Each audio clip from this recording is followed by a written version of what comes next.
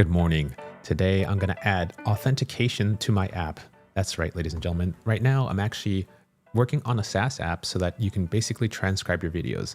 And what's great about this app is the fact that it's super fast at transcribing any of your videos. And I just wanted to make this for myself so I can have closed captionings available on my live streams, but also be able to put this out so I can create blogs and so forth. So as we see here, this is already generated just in that short period of time. And then I could take it to a large language model and have it generate blog posts for me. I could also download the SRT files, which are available here. And then what ends up happening is that now you have these beautifully transcribed, video that's available, as people follow along. So this is the goal of my app. And what I'm going to be using is Clerk for authentication. And so Clerk is going to be our authentication provider today. I am not sponsored by them, but I really like their product. It seems to be extremely fast and easy to set up. And I'm going to take you along the journey of setting this up, what I call by hand. And so we're just going to follow the documentation and see if we can build this live. Apparently we should be able to get up and running in about 5 minutes, if you can believe that. So that's going to be our goal today. Just like if I do anything on this live stream, is to literally make sure we have authentication running for my apps called Ray Transcribes. I'm currently running this, hosted currently on Replit. So I have it hosted here. And what I do is basically I have a little branch that's checked out that has some of the changes that I need to merge in. So I'm just going to go ahead and do that. So what we do here is basically a live coding session, and I'm just going to be following along. So if you have any questions, just feel free to chime in and just say hello, and good morning. So shout out to my friend Doom, says good morning. Yes, I was on last night and I was basically, making some changes and kind of playing around with O1. So yeah, if you're liking what the stream's going on right now, feel free to hit the like and hit the retweet, because we're just going to make this definitely like a chill session. So in order to kick that off, let me just go ahead and get some of the beats running here. So let's keep this chill, my friends. Yeah. Good morning, folks. We're just going to code and chill with Ray Fernando Jr. Keeping it real chill right now. For real. All right, so what I'm going to do is go ahead and I'm working on a branch. And the branch I'm fixing is originally actually was trying to do, actually make it so that I can make it work with longer videos. And the problem I still have is the chunking part. I have a different branch for that, so I'm going to go ahead and do this. What I did was make changes to the user interface, so that's actually much more beautiful looking. So let's see, and create pull requests. So these are a lot of the changes that I did. And for this is basically the review, and then rearrange some stuff also from the server side to the backend side. So basically, I made some improvements. Simplified some of the buttons, moved the model selection stuff to the server side, and then fixed some font loading and FFmpeg loading stuff. So description here, I'm just going to just create the pool. Let's go. All right, so I'm basically taking the branch, going to merge it back into the main. And so the reason why I'm doing this is, I could show you real quick. I use an app called Git Tower, and that's how I visualize my branches. So if I pull this now, or just fetch it, you'll see my main branch is going to have 7 new changes. I work on a branch so that I can isolate my fixes. And if something happens, I can always roll back, or I always have my main thing that's running. So on main is I treat it as my production area. And this is the space where I try to land a lot of my changes. And once that's kind of live, I do a version bump. So 1.01 to 1.02. What's nice about Replit is the fact that I can choose to work on a branch, and I could just publish it live and just keep publishing the changes. If something happens, I could always revert back to the main branch. So that's kind of my deployment workflow right now. Basically, starting it off on Replit, deploy the main branch, start working on a feature branch, and just deploy those as I go.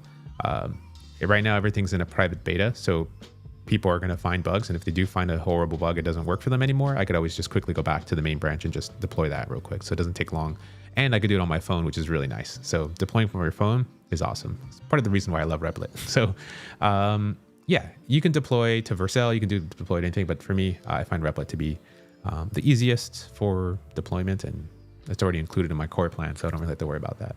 All right, so this is already merged in. I'm going to delete this branch. Looking forward to this stream. I can't believe I haven't heard of Clerk. Oh yeah, Clerk, man, this is gonna be cool. hopefully it's taking a couple seconds. So I have an app called truthtorch.ai, and I actually use Clerk for authentication, which is amazing. So if you hit login, it's going to ask you to log in here. So I think I even created an email address. So what I can do is test my little blur section. So I have this blurs and stuff, which is really cool. So if I do this, you can see that I blur the screen. And then, oh, I also have a different blur down here too, which is really awesome. Check out this blur. Yeah. So when I sign in with Google, I could see the screen, and then I could sign into my account. So that way you don't see like whatever accounts I have set up. And then now that I'm logged in, I can unblur it. Yeah, this is cool, right? So, and then that's what I use for authentication. It's really, really nice. And so, yeah, that's pretty much.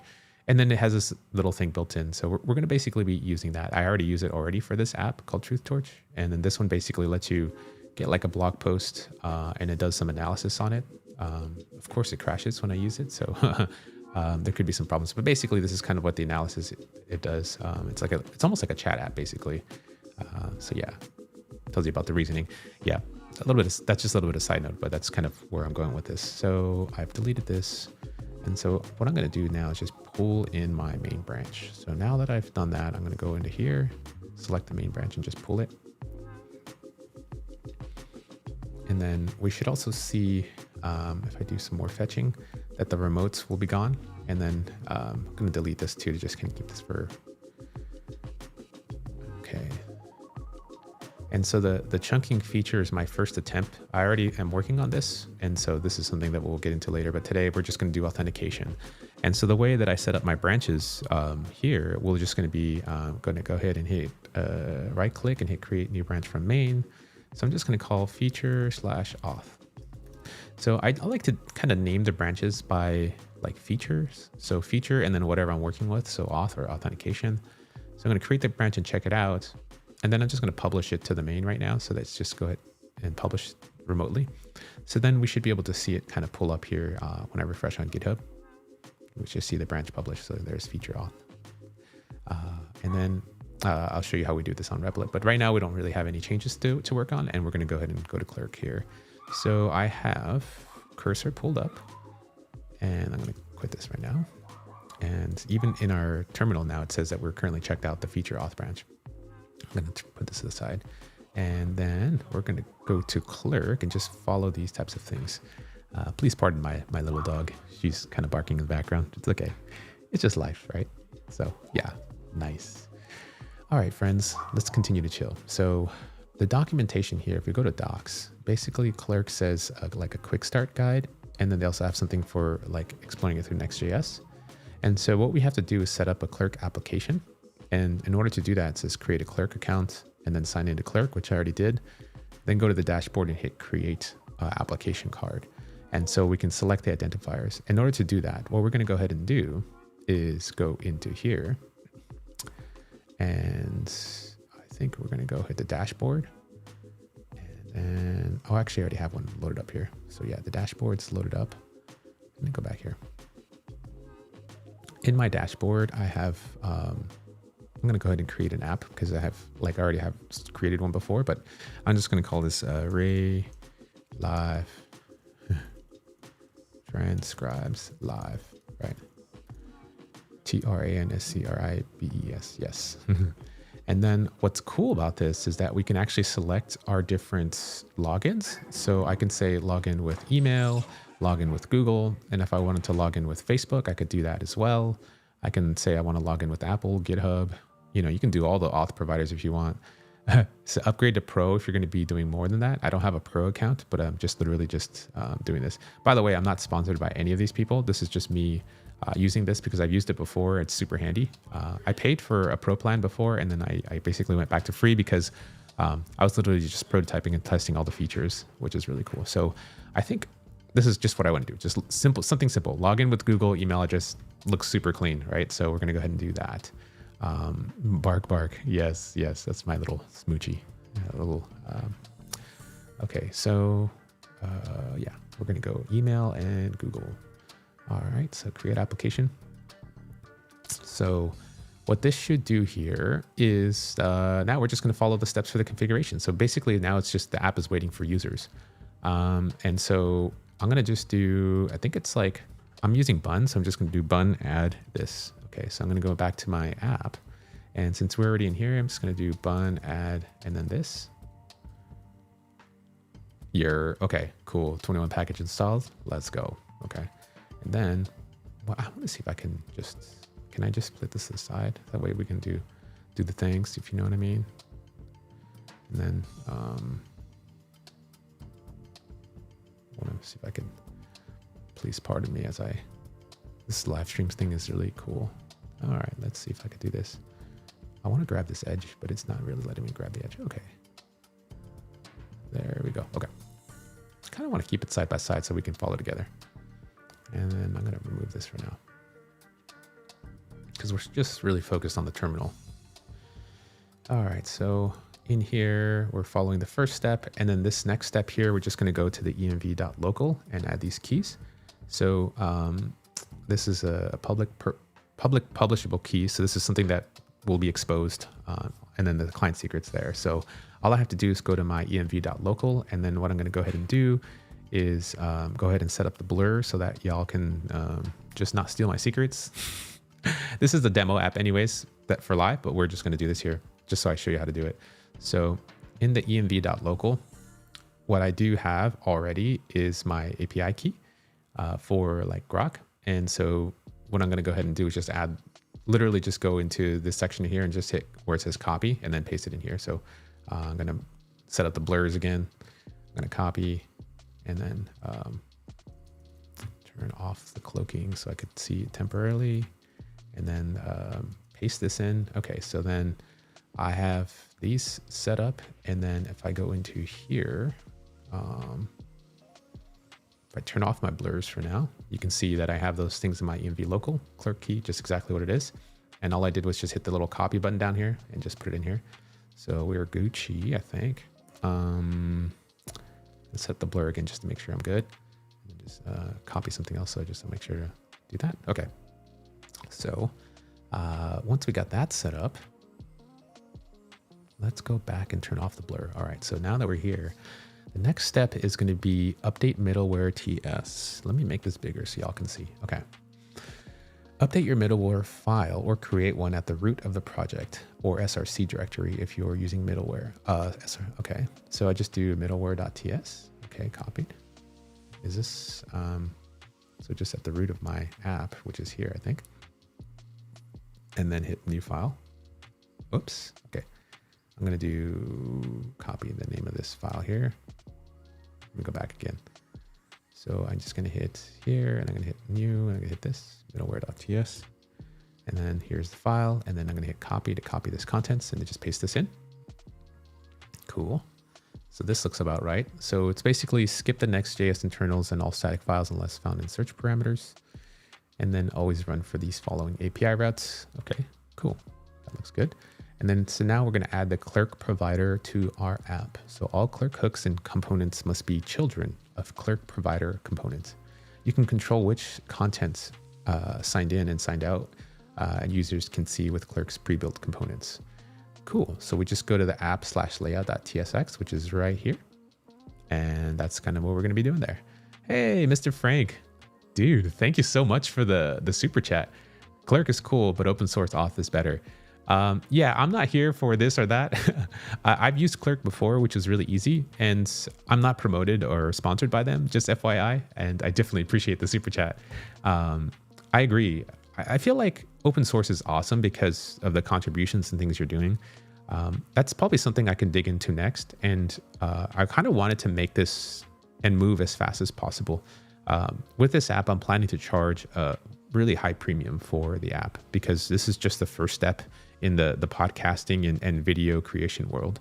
It's like once you get these transcripts, you can do a lot more with them, especially with AI. And so like the minimum per month I'll be starting off with is like $100 a month. And so it's kind of like, you know, for me, if like I set up Clerk as a solo founder, I can do that. And so there's, I'm still learning, by the way. This is like my first, you know, like SaaS app that I'm actually going to charge money for and everything. And I feel like, okay, this is something I already know how to do with Clerk previously. I'm just kind of walking through the steps again with the latest things on live to show some people. And so, yeah, I mean, there is a possibility that I might move all this stuff to Cloudflare or whatever. And I'm kind of learning as I go, which is nice. And for those who are just kind of tuning in, that's kind of what we're doing here.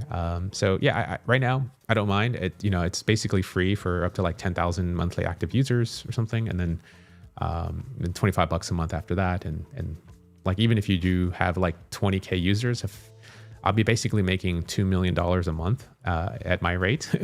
And I just pay them $200 to host 20,000 users, which would be super crazy. Just FYI. Yeah. It'd be kind of cool.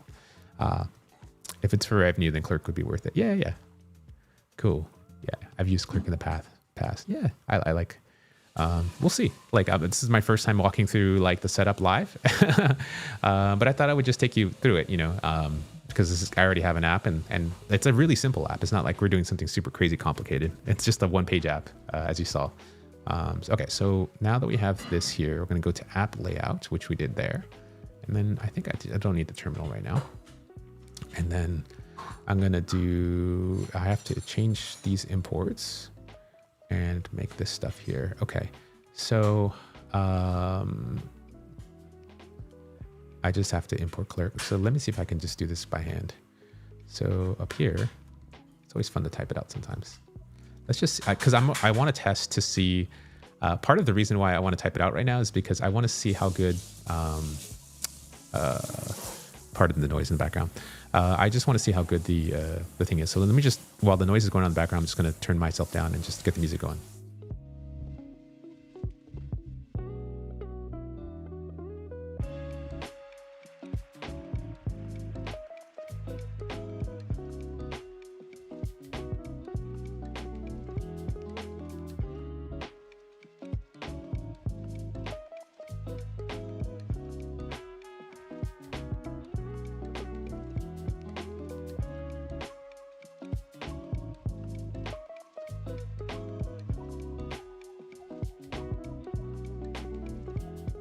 There we go. The noise just went down. That's fast. I haven't really used autocomplete because I've just really been, telling Cursor what to do. But basically, it just did this. It kind of knew what I was doing, and then as I go in and make the small changes, it's starting to understand what's happening in my code base. And that's actually what they say is one of the advantages of using Cursor is that over time it keeps understanding what you do. So now we're going to go to the export default function here, root layout, props and stuff. So we have that, and the children is here. Yeah, /children. And then what I'm doing is returning this, and this children is basically what is inside of my app. So my array transcribes app is literally just, all the nodes that come in from here. And so what I would do is just return the Clerk provider over the HTML. So I think I would just do this. Clerk. I didn't even have to type it in. Dang. So I'm going to hit enter. And then what I'm going to hit, I think if I could do, is it Command Shift up? No. Is it Command up? Oh, sorry. If I hold Option on my Mac and hit, select the text and hit up, basically what it does is it puts it into, inside of there. Oh, interesting. So then where do I want I have my body, which is here. And then I have signed out and signed in and user button. So, so I have the body. Okay. So the body is here and I have the children, and then I have, I think it's going to be in here. So if I hit enter, so just trying to follow along the example here on the side and just the structure. It's a little bit unstructured, but I'm going to make it so it kind of follows the same. So we have Clerk provider, which is here at the top. And then we have HTML, and then we have the body. Then we need to add the signed out above the body, or within the body, okay? Because we're wrapping the children between like this last step here, it looks like. Okay, so let's go ahead and hit signed out, okay? And then we just hit tab. Okay, so we have signed out, then we have the sign in button, and then we have signed out, okay? And then, right, we closed out. And then we have signed in. And then we have the user button. Okay, all I did was hit tab and it basically filled itself in. So, okay, and then we have children /body /HTML /clerk provider. Why is it off?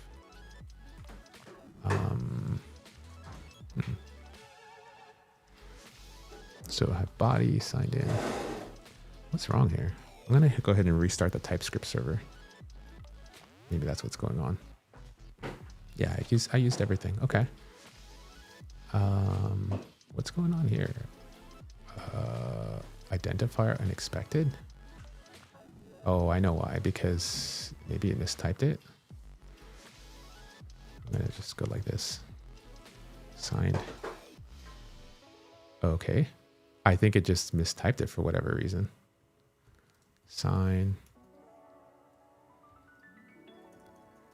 in button. Okay. Yeah, it's so strange. It's probably a bug in the thing. Okay, I think we're good. Hit save, right? Okay. So now that we have, let me just double check this structure. This looks right. So body, children, signed in, user button, basically just adding the user button right at the top. All right. So now we're going to go ahead and create our first user. So to create the first user, we just run the project. So I'm just going to run this now. So I should theoretically have authentication up. So Command K to clear my thing. Bun dev. Let's go. Refresh. Oh, okay. So see the sign in here at the very top says sign in. Oh, nice. Yo, okay. There we go. Authentication set up, right? We're currently in development mode down here. I'm going to go ahead and just hit the blur on the screen. I'm doing some weekend coding too, and this type of live stream is very fun to have playing. Oh, that's awesome. You know what? I'm going to like sort of call this like the Bob Ross show. I don't know if you're familiar with like KQED and stuff back in the day. So Bob Ross used to be a painter, and he used to have this really calm, really cool voice to explain things. So I feel like that's kind of what I'm trying to do right now. It's like that vibe, you know, it's just like come chill with me vibe type of thing. And so that's what we're doing. All right. So you saw that we already basically have our authentication set up in like 5 minutes, I guess. I don't know. I'm just taking longer because maybe I'm explaining it. So instead of using their form components, you can actually use React hooks and bypass the watermark. Yeah. To be honest, low key, I want their logo on my stuff. I think they have such a bigger brand now than they did before. And to me, it's like, hey, like I'm following their best practices, and that, especially if I'm going to be paying them some money and clients are going to be paying me money. My goal right now is to like basically charge $100 a month, at least as a minimum. People are paying upwards of like $400 an hour for per transcriptions that are done by hand or by someone and doing it in multiple languages. And this is something that I could deliver for like a quarter of the cost for podcasters and for videocasters. And I could do it really fast. And I can also include other steps further down in the process. So people like to generate blog posts and various things, and I have prompts for those. And so the first step is just getting the app to work, which is kind of what we did. And then I have some beta users that are currently using it right now for free. Like basically, I just give them the link. And then there's some folks who have already signed up for my core membership. So I only have like 10 more slots left. And that's basically just $30. So while I'm in the private beta, you can sign in with Clerk and then just, give me your email and I'll send you a Stripe link. And then once it's just $30. It's just, however long it takes me to build this, I'm probably going to do it for like a month and a half or so. You'll have access, and then I'll get you a discount as well in the future. So yeah, just send me a DM on X if you want to check it out. I'm just kind of doing this live just for fun. The Stripe thing is more to test, like helping me test my authentication and also, when I add you as an account, like all this stuff is going to help for the future. That's kind of why I want to do these little like core membership type of things. And it's basically a paid beta group. That way, people who pay money actually can give good feedback. In my experience, when I offer stuff for free, some of the first testers are really good at poking around the things, but they may not be your core customers. So that there starts to be like a little bit of a divergence from there. I've never made any money. It is like the first time doing this as an entrepreneur. Basically, I used to work as an engineer at Apple full time. And so I mostly worked in research and development and worked on a lot of really cool stuff, like amazingly cool stuff. So what I'm going to do is going to go ahead and sign in with my Google account right now. And then this is going to be really fun. So I basically select my Google account and hit continue. And I should basically then be signed into my app. Yo, I'm signed into my app. Let's go. Let's go. So if I click my name here, it has my email. Let's go. Manage account. Dude, this is sick. This is awesome. That's amazing. So that's, wow. Yo, we did it. Can I? Oh, this is fire, bro. Now we have Auth on my app. So it's cool. So if I refresh, yeah, and then I could sign out. Cool. Sign in. That's fire. Cool. Whoa. Okay, go back. Nice. So yeah, there we have it. Like right now, it's just basically a basic components, and I'll need to style it and do different things. But this is authentication. Damn, that's awesome. Yo, that's what's cracking. So if you're gonna use then use Supabase, Firebase all-in-one solutions, you know, Alicia, let's like explore together right now. Just kind of trying to keep things as simple as possible. I like Supabase. I like Neon Tech as well. Just experimenting right now with all these different technologies. And I feel like as a single person, you know, founder right now, I'm just going through, you know, step by step and not really trying to throw too much in the mix, because I'm actually still learning Next.js and like front end and web back end web development. And so I have a lot of experience on the client side, but I feel like all the cool AI stuff is all happening on the server side and on that. So this has been it's going to be a really fun exercise as I go through things and I learn. I'll share them back. I know a lot of people use like all these different templates and stuff. So I'm kind of like taking this a little bit slower, just so that I can understand what's happening on each side, especially with Next.js. They keep the same programming language that you would use for the front end and the back end. And so there's a lot of advantages to that, but there's a lot of, especially as a beginner, it can be confusing if you're blurring the lines.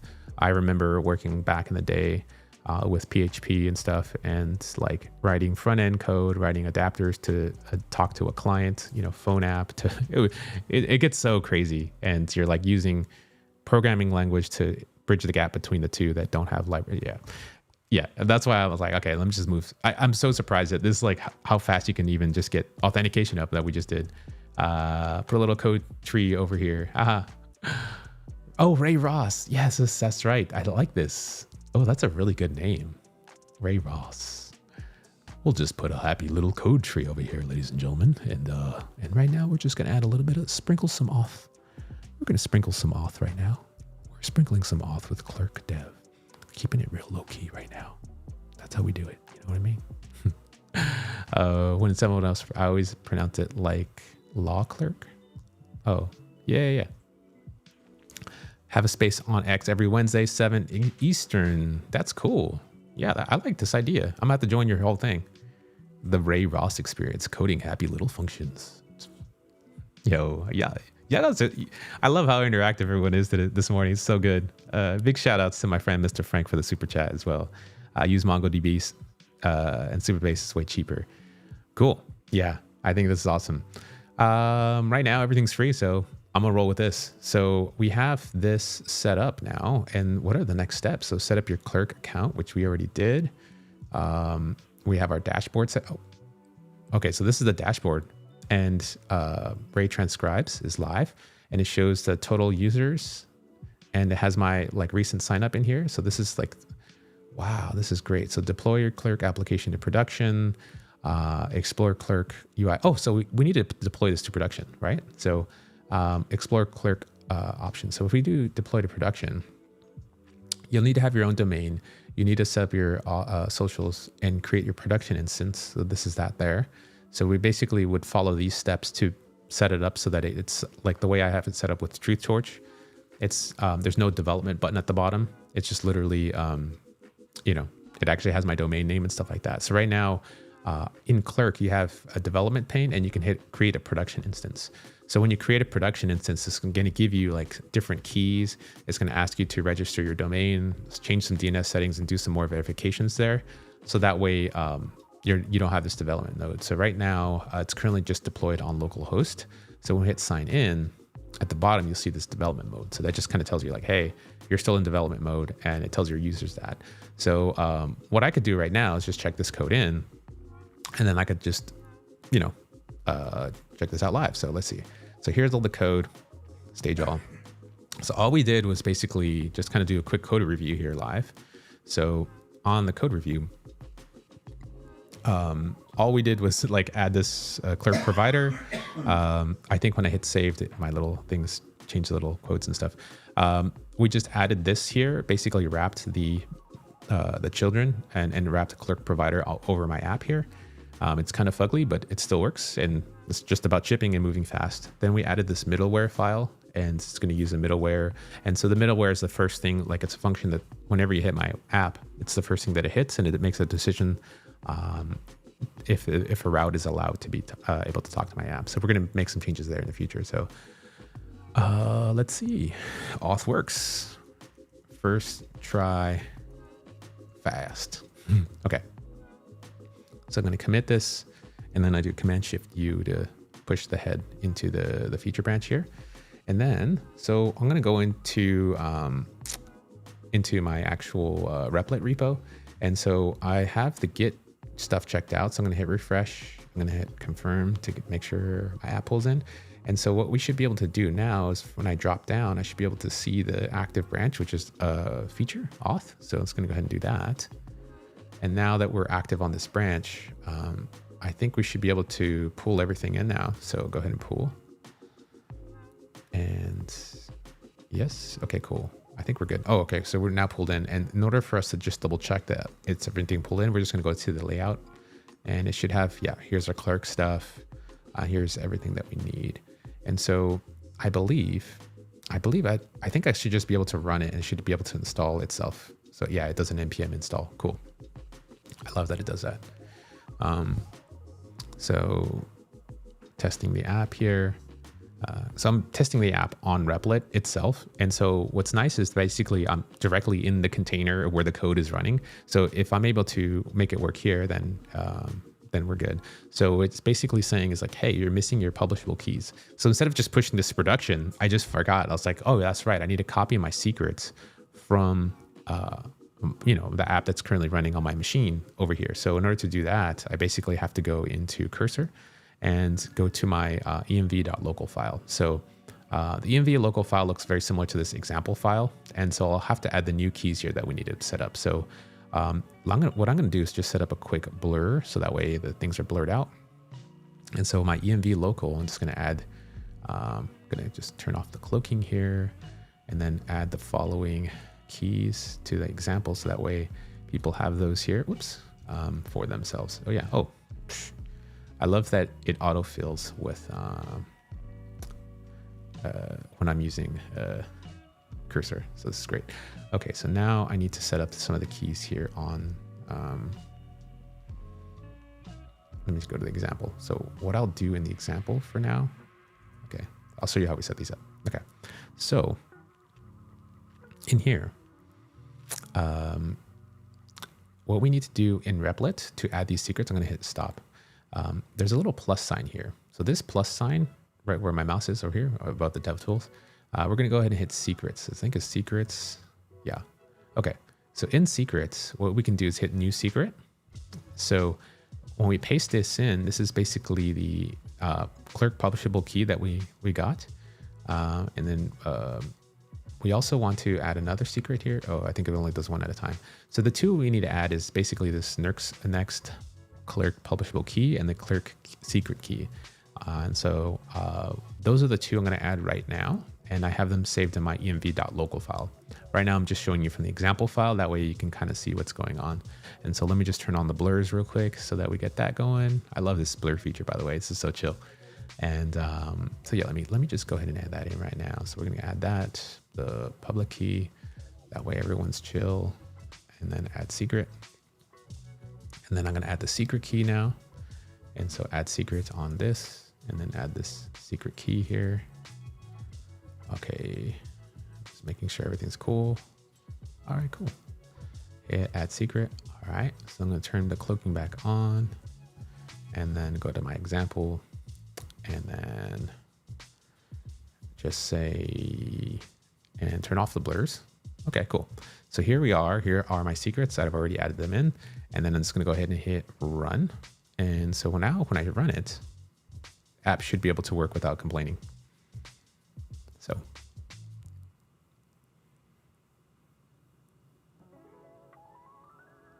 Yo, I love how everyone's chatting. Big shout out to my friends on X who are chilling and stuff.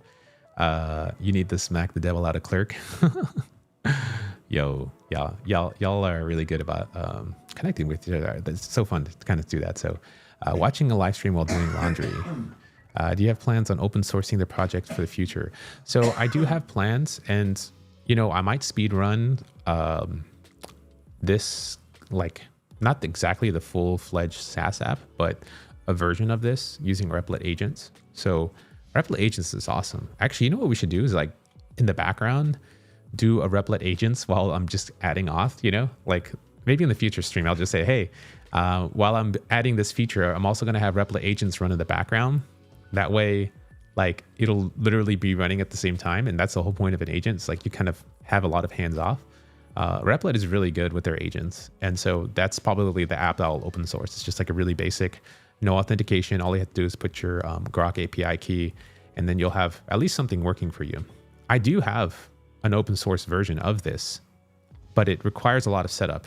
And a lot of people don't really know how to do these things. So if I go to GitHub /Ray Fernando 1337, at the very top, I have this thing called the MLX Auto Subtitle Video Generator. So here, this app, what it does is it basically does the transcription stuff for you. So very similar to what is happening in my my app. And so what's nice about it is basically, this is open source, it's free. It uses your Mac, but to transcribe a video, it can take like 10 minutes or so or more. And this is on a really powerful machine. It could take even longer if you have not that much RAM. But it will still do it for you, and it does generate the transcript files. That's kind of how this all actually started, was the fact that I was somewhere and I didn't want to spin up my MacBook Air and download the models, and there was just too much stuff going on. So the setup for this on like an Apple Silicon machine, people asked, like, does it work for PC? No. And I said, okay, I'm going to make a hosted version. And then that's kind of where things really started to pop off. So as far as like that, that's kind of what's up. So yeah, if you want to check this out, I'm going to put this right now in the actual comments. So that way y'all can click that and check that out. So that's going to be happening. So you'll see that showing up on the stream. If you're on X, I might have to get that. I think I actually have a pin post maybe very recently or in my featured stuff that y'all can get that from to check that out. I don't see Ray open sourcing this if he plans to make money from it. No, I'm giving my sauce for free. I mean, like, I feel like you can just go to Replit or go to ChatGPT or go to Claude or even V0. Like, I have this whole live stream where I actually built this app using V0. And then the second live stream I have following that is connecting Grok. So if you follow those steps, you can actually have this exact app just the way that I have it. It takes a lot of time to build, obviously, but you can take that and run with it. There's nothing secret here. The only difference is the fact that it's tied to my name. So like Ray Transcribes, I have a brand that I'm building, and I really care about this stuff because I'm a creator and I need this for myself. And there's other professionals who are making money, who are paying lots of money and don't even get the same quality. The people who have used it, who are professionals, are like, yo, this is fast and it's a better quality than I'm paying someone to review by hand. They don't even know this topic and they're already getting like, so the opportunities are out there. I mean, that's what I'm saying. So it's yeah, the market's huge. I mean, this is just my little thing. So yeah, definitely check it out. So Loud Meta, what's good, man? So good to see everyone popping in here. So it's so fun. Let's see, Star Lord. Yeah, for sure. Yeah, definitely make that happen. If you haven't had a chance, definitely like hit the retweet, hit the like, share this right now, just so that people get some more visibility. As we kind of hang out here, we're just gonna be chilling. Whoops, I went to screensaver mode. Okay. Any plans to adding more features, maybe a small model to modify the transcriptions? Yeah, I'm basically taking this step by step. Right now I have a small membership group. So if you hit me with a DM, I'll send you a Stripe link. And my goal today was to add authentication. So just to recap, I'm adding authentication and basically everything's gonna be behind a private group. And so I just have 10 slots for the private group and it's just $30. And so while I'm building this app, you can have access to it. And then, I need your email and so forth. And once you pay, I'll basically, hook it up. I'm doing everything by hand.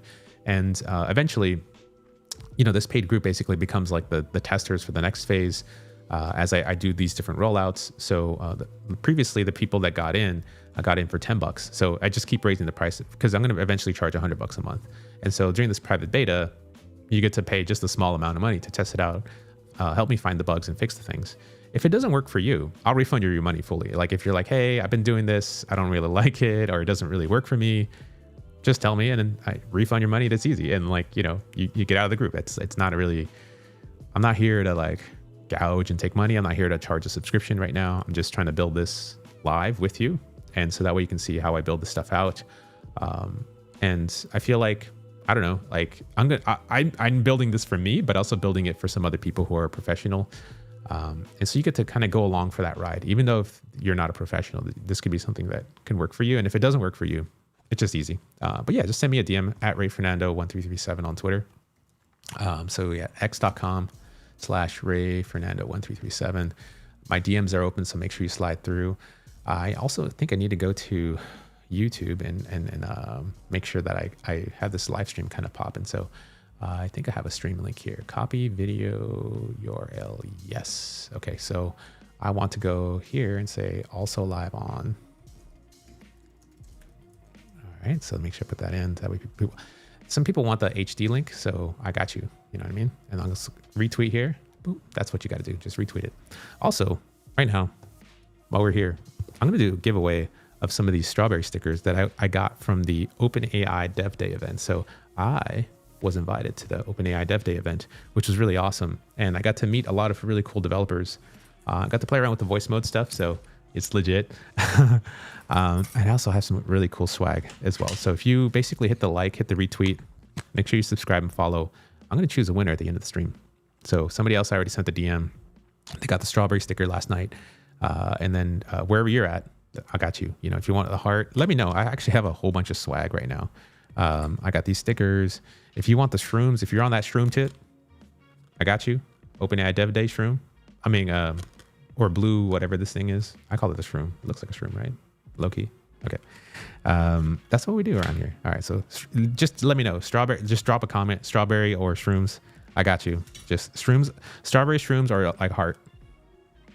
Just give me one of each away. So that's what we're doing.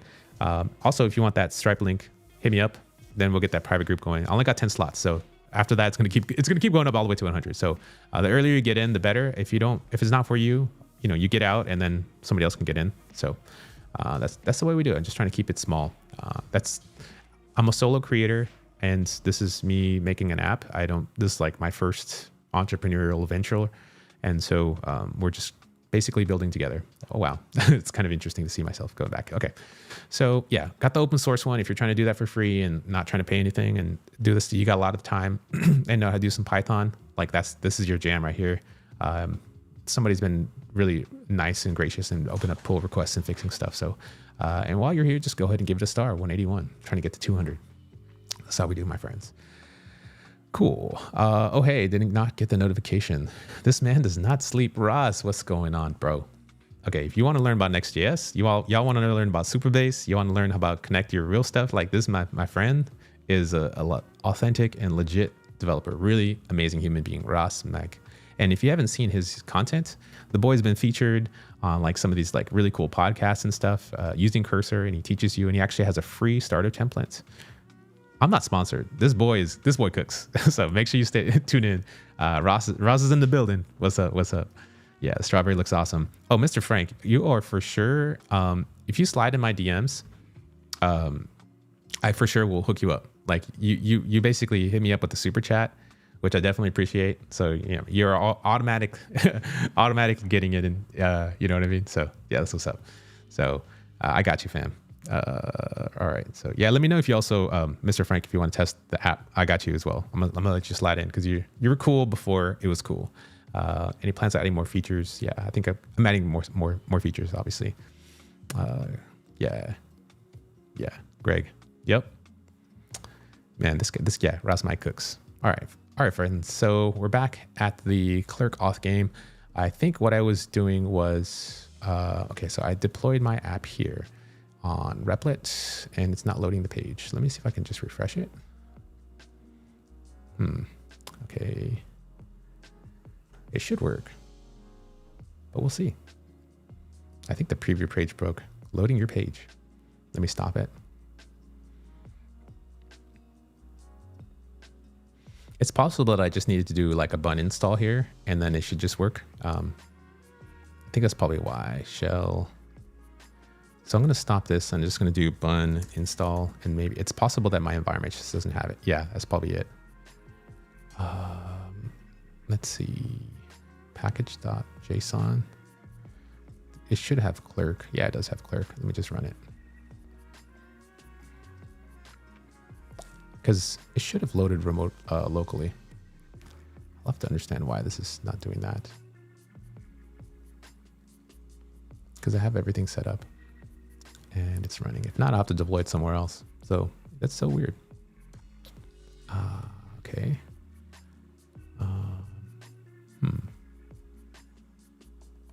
You know what? I just say, let's YOLO deploy it right now, because I have this already checked into my feature branch.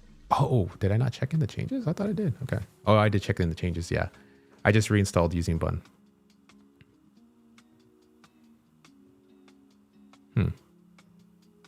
No? I guess it's still compiling the page. This is strange. There's something wrong here. So I'm just going to hit redeploy and then we'll see what happens. So right now I'm basically on Replit deploying my app because I just want to see it live.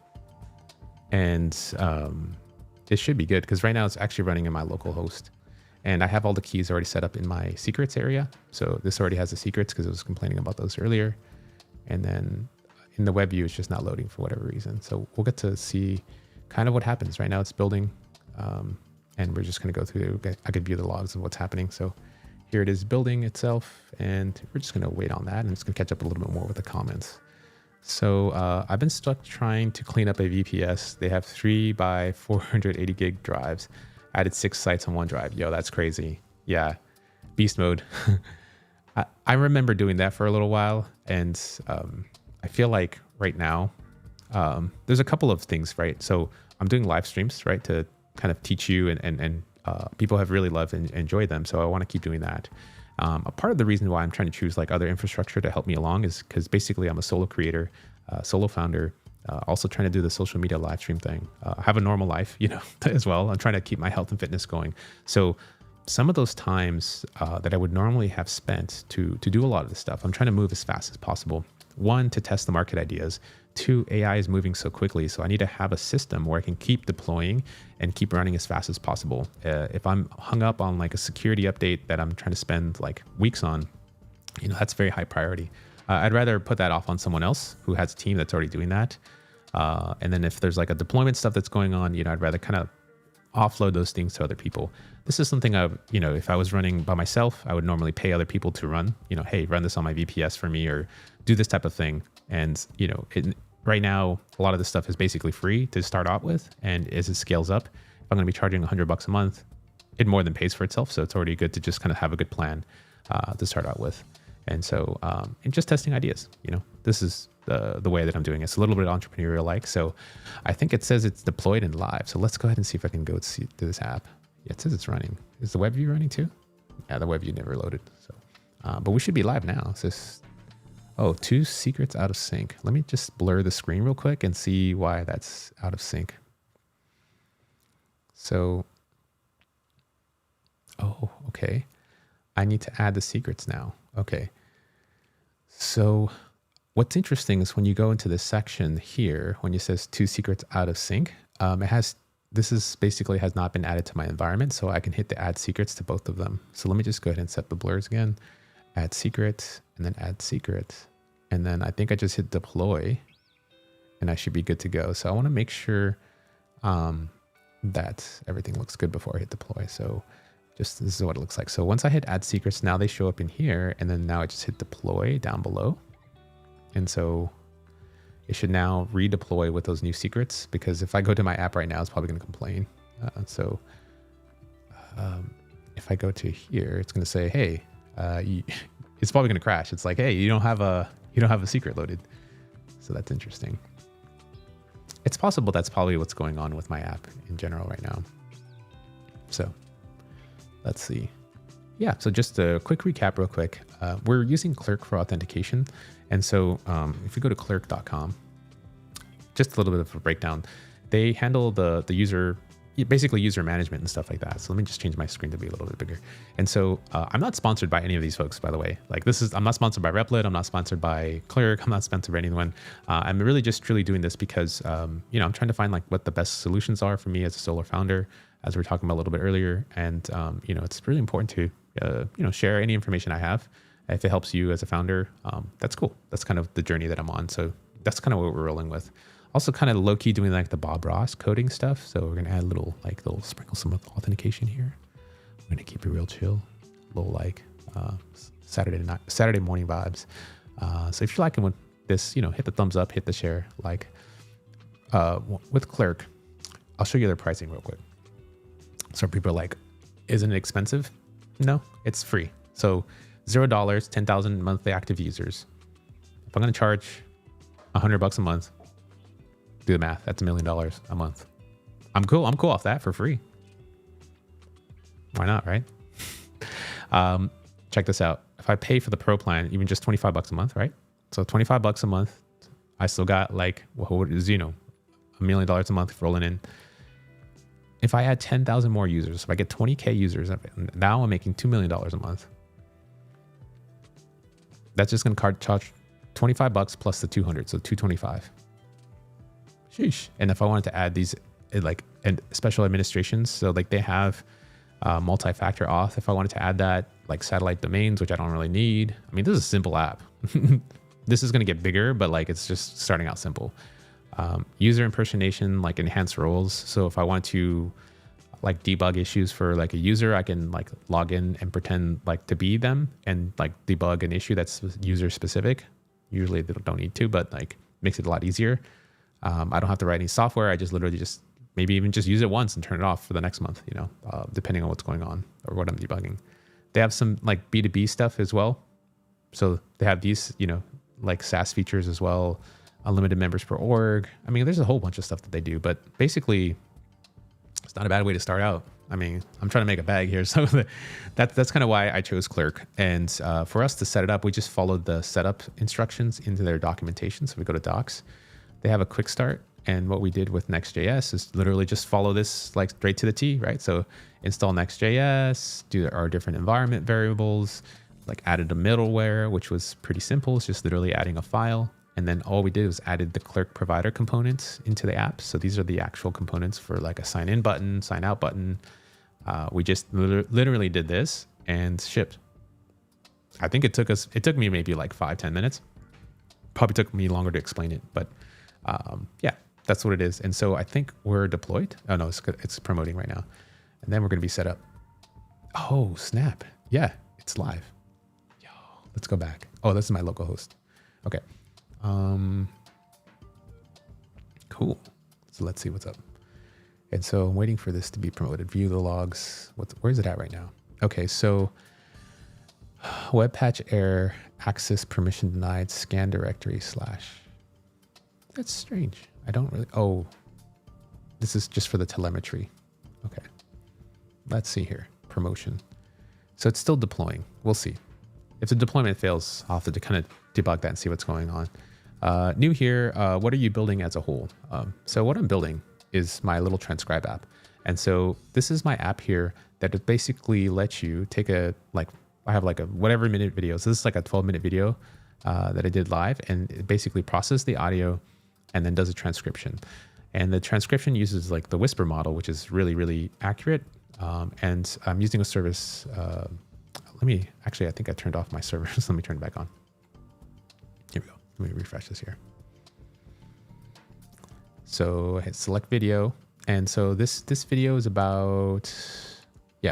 this video is 13 minutes long. And this is from the OpenAI event. I did a live stream kind of showing off the new APIs. And so I hit generate transcripts. So it processes the video locally and then basically sends that up to the Grok Whisper model and does a really accurate transcription.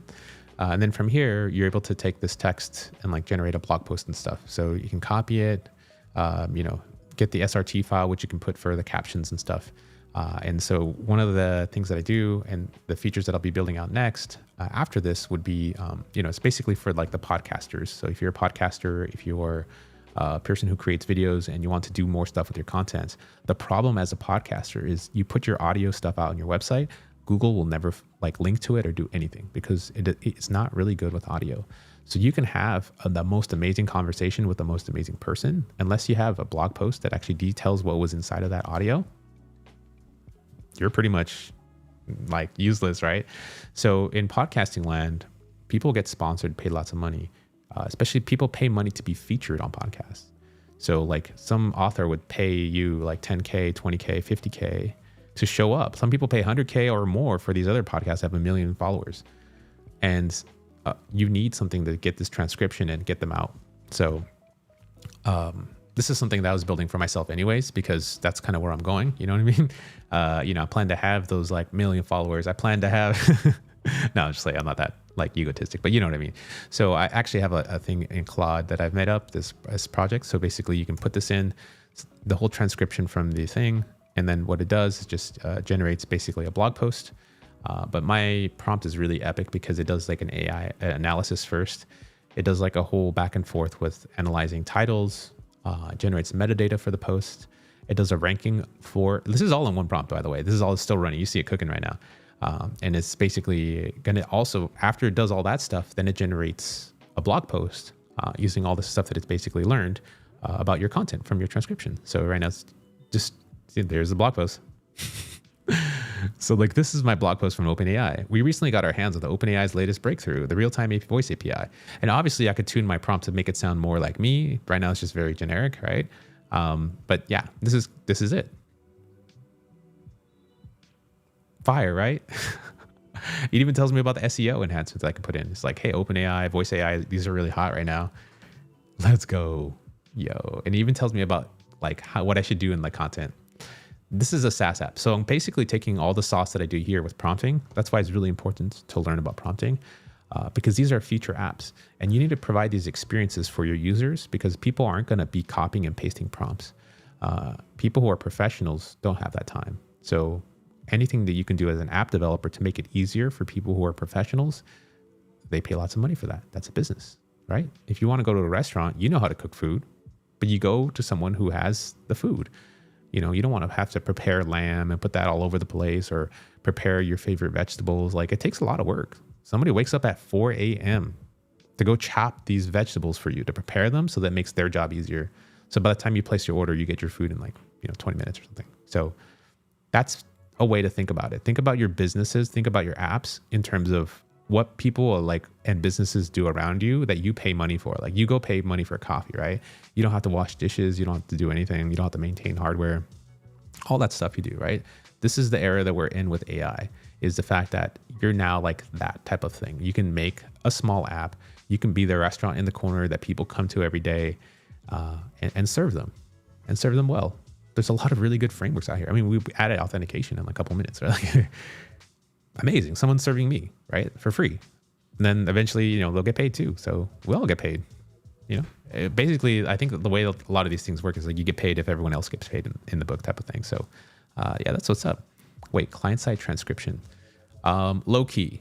It's not really fully client-side. Like it requires an internet connection, but I'm doing some magic. So, but there is something that I do have with Apple MLX that you were checking out earlier. That's all client-side. So yeah, people are moving from WordPress. Curious to know if you're considering rolling your own auth. You've been cooking lately. Seems like a light work for you. Yes and no. So at first, no, because I want to prove this idea, right? So I'm trying to prove the market that like, hey, this is something I see you already paying $400 an hour for. If I just charge you $100 a month, you can do unlimited videos for now, until I keep raising the price. And this is already accurate than what people are paying for to be reviewed by hand, which is insane, right? So to me, let's cook. let's get it back. So that's what it is. So yeah, that's basically an overview of what we're building. Let's go ahead and check up. So this failed to promote, and then we're going to read these reasons. So let's see what happened here. So it failed because there's file system access when using Webpack and missing production secret environment variables. there's a misconfiguration. So it's probably the way that I misconfigured it in Clerk. So what we can do is debug an AI chat. I'm having a deployment issue when using Clerk Authentication. Let's see. And then I may even add some more files to the code base. Dang.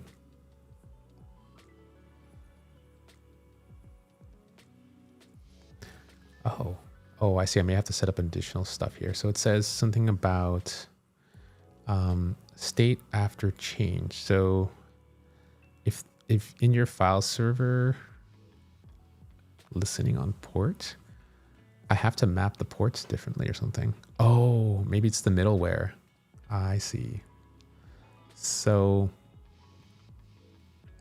if the path associated with the change is not null, then app layout.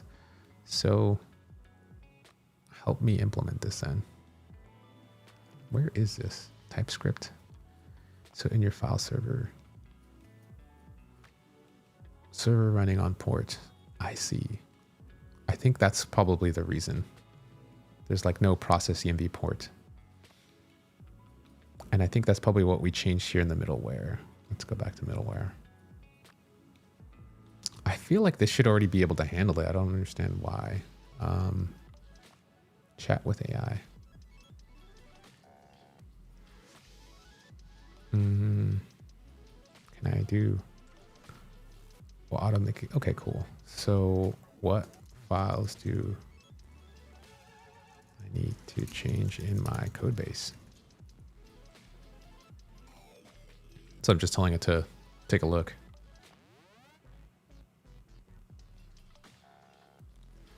Oh, I actually have to put the env local in my root? No, I'm deploying it. That's why the secrets are there. That's strange. Okay. In your Clerk dashboard, add your Replit environment URL. Oh, okay. Ending with replica and allowed redirect URLs. Oh, okay. That's probably maybe that's why it's failing. npm run start, run start. Okay. So I don't know. I'll have to take a look at this. I gotta go bathroom too. Dang.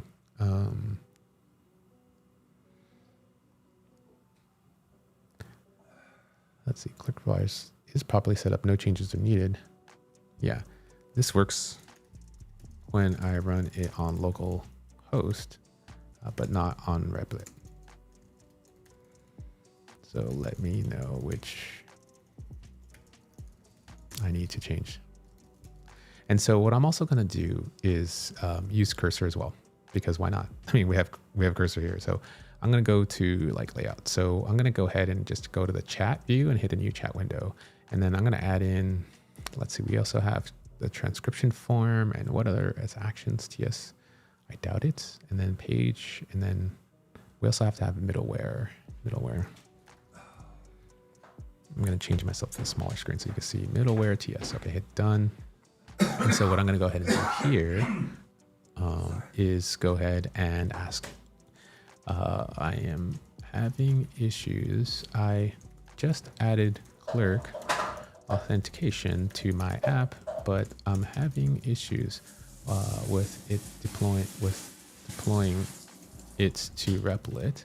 I am able to run this on my local host and authenticate without an issue at web. So I'm adding the at web so it can actually search the web for me.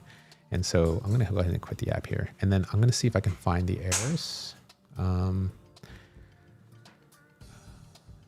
do I...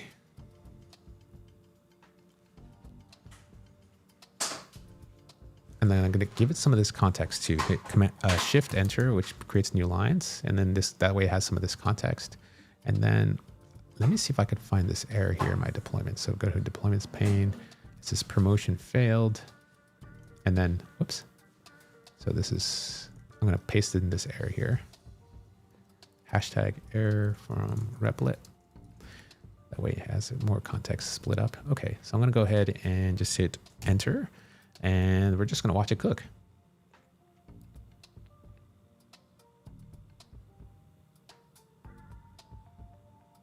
Yeah, debugging is super fun.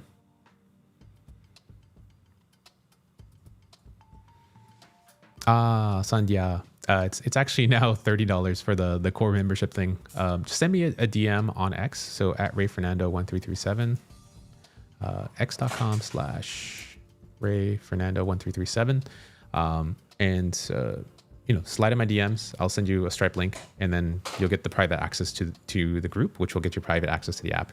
And if it doesn't work out for you, I'll refund the money and so forth. People want to try this out.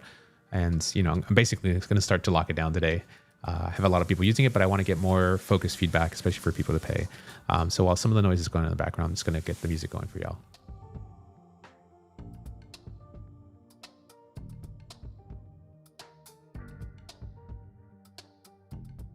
Okay. So let's see. Okay, so let's get back into the program here. So let's just kind of catch up a little bit. So I provided a whole bunch of contexts. Make sure the required environment variables, which we do have, modify your config to ensure the server listens on the correct port. Aha. Oh, interesting. So start port 3000. Okay, so add this section. Webpack is server. Resolve fallback false. Oh, maybe we need to do this. Maybe that's what's up. So that'd be interesting. And then ensure that the package JSON has a correct script, and then the middleware configuration ensure it's compatible with Weblet's environment. So I think /API/webhook. Oh yeah, these are very helpful configs. Aha. So we have to give access control as well to these API paths. Damn. Let's go. Sheesh. Okay.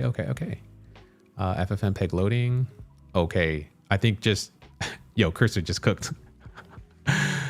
Cursor just gave me all the sauce in like one shot. Let's go. Obviously, this is how I have to put it together. I have to get the errors from these different environments and then put them in here. And so what's nice about it is you saw how we just select the files. Let me just go ahead and mute for a second. But I also got to go to the bathroom. So let me just go ahead and use the restroom, and I'll let y'all chill for a sec. So chill. I need to put something cool so that y'all can see, because I don't know if this is going to be fun, but standing by. What I'll do is go to x.com, and I'll see if I can find a fun video so y'all can watch. Yeah. Oh, my boy Mickey. Yeah. Ross Mickey. I'm gonna leave this video up so y'all can see him right now while I chill. I got to go to the bathroom. I'll be right back.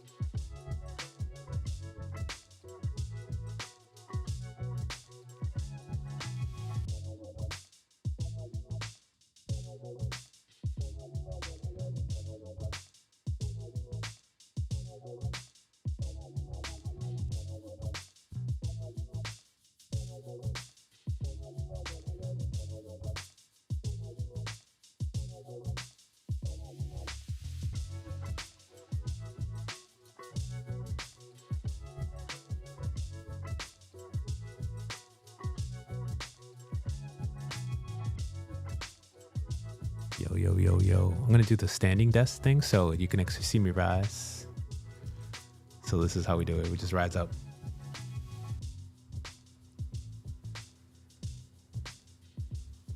I'm really tall. I'm like, my head's almost touching the roof. Oh, snap. Let me make sure. was trying to make sure my camera didn't fall off. Yeah. We're gonna raise up, my friends. All right, cool. Oh, feels so good to stand up. Let me raise my monitor up here. All right, we got a whole stream set up right now. All right, and by the way, I'm giving out some goodies right now. So thank you for hanging out for the commercial break. For those who stayed, you're gonna get some goodies right now. So I got the strawberry sticker. I was at the OpenAI Dev Day conference, so I got some other. I snuck out some of these goodies to give away, you know. And so if you're feeling the shroom vibes, make sure you hit retweet, send me a DM. You know, the first couple DMs that roll through, I got you. Shrooms. Tell me what you want. Shrooms. Strawberry sticker. Or if you got the heart. Actually, isn't it strawberry sticker? You got the heart as well. Yes. So I got you, fam. And then I'm also giving away some of these too, like the Dev Day green ones. Dude, I got the whole bag right here. Let me see if I can do this whole here. So if you don't even know, this is basically my setup down below. So I have this here. And I got like all the swag. So this is kind of what we're rolling with here. So we're rolling with all these goodies. I'm trying to give them away because I got too much stuff. So this is my desk right now. It's kind of a mess because I have all this swag for y'all so that y'all can chill with me. Chilling. I'm going to change this here. That way it's not so jarring. So my bad. All right, cool. Thanks. Oh, this is funny. It actually wants to focus on not my face, but something else. Okay, let's see. Check. 1 2 1 2. All right, we're live. We're still live. Thank you all for tuning in. So, in order for you to qualify for those, like the giveaway of the stickers and stuff, all you have to do is just make sure you're following me or subscribed. Send me a DM on X, and that's kind of how we'll be able to coordinate where to send these things to. And if you want to slide in and be like a private beta tester right now, the core membership is only got 10 slots left, and it's just $30. And it's just, you know, you get private beta for at least a month. While I'm building this, I'm going to be charging $100 a month for the pro subscribers. But because you're watching my live stream right now, that's what we get to do. The lucky people who got to see like the very first app before it was barely even working, you know, I just charged $10, and so you're able to get in. But now, as I've added more features, I'm adding authentication. You know, you won't be able to use it anymore. Only the people who paid that $10 are able to get in. But the next set of folks, I'm only doing 10 because I'm trying to get the feedback and actually iterate with you. And if this doesn't work for you, or you use the app and it's not really going to be your use case, just let me know. I'll refund your money. Don't worry about it. Even if it's been a couple of weeks or something, you're like, I don't really like it, I don't want to be a part of this thing, dude, I don't care. Like that. I just care more that you're serious enough to, you know, want to exchange some money and work with me, type of thing. And this is just what I do. You know, I feel like when people put money down, they're more serious than like someone who's just free rolling in. So that's kind of the way that we're rolling right now, and trying to make this app here for us. So hopefully you got to enjoy my boy Ross Mickey, who's dropping some bombs right now. He's talking about the new Stack Liz and the Bolt New for making apps. So this is pretty cool. So I think we still need to get this thing going on for Clerk. So let me see if I can fix this real quick. So let us cook. Okay. So let me expand this window a little bit more, and let's see if we can just go into just cooking mode. So, all right. So I just want to make sure I check this stuff in before I start making any major changes. So cloaking examples. Yeah, those are good. I want these. Enable cloaking. Discard chunk. Yes. Okay, cool. That way my cloak's still up. All right, kids. And just making sure my blurs are still working here. So we still get that blur. Okay. And then my env local still blurred out. Okay, I got you, fam. Cool. We got this. All right, so in here, what we're going to do is just go to the next config file, which is over here. Next.js config MJS. And then we should be able to add this section here, right? Thing. Model exports. So next config. Webpack config is server. So we have to add the is server tag. And if not is server, then we just do this fallback thing. Okay, I like this. Let me just go ahead and apply.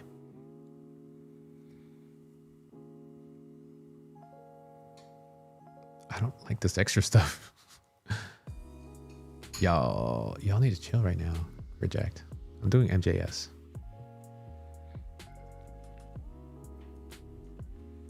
I have a next.config.mjs file at web. Just kind of telling it like, yo.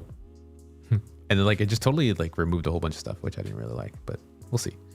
While it's doing that, I'm going to move on to the next thing. Let's see here. We have package JSON about the port. So ensure it has the correct starting strip. I don't want to define a port. I just want to let its mapping do its thing. Middleware TS. I like this change here because it's going to also include our webhook stuff. But I don't have webhook. I have actions. Dang, yo. Okay. I'm going to add the actions. I have an actions file. And so basically telling it, oh,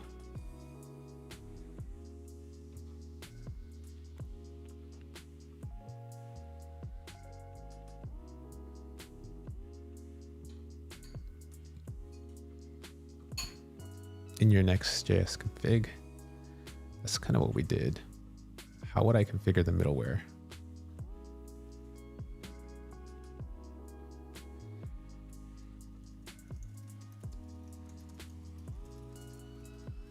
With my actions file.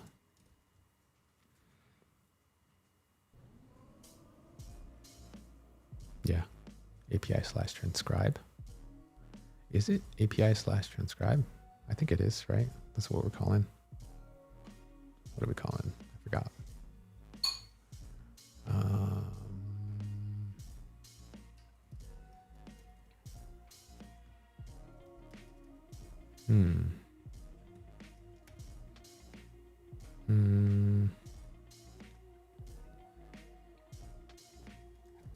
Oh, I see. I think I'm doing in my actions here. Yes. Transcribe.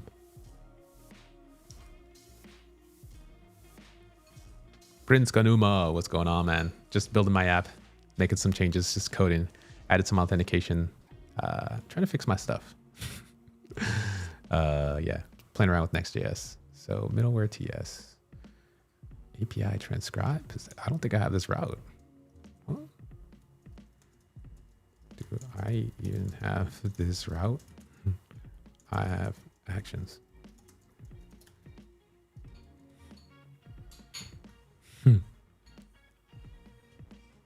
MLX King in the house. That's what's up. Yes. For those who don't know, though, part of the reason, like, for me using MLX was because this kid was like converting all the models from like stuff you see on Hugging Face, but just to work on the Apple devices. So, hence the name Prince MLX King. Yeah, this boy cooks. Yeah, he's cooking up a lot of stuff. If you haven't had a chance, definitely follow Prince Ganuma. Dude, everyone's rolling in today, this morning. I definitely appreciate that. Thanks for the content. I really like your vibe. Learning to cook. I appreciate your help in making us Master Chef. Yeah, I'm still learning Next.js, and it's been pretty fun to kind of play around and learn as I go with you.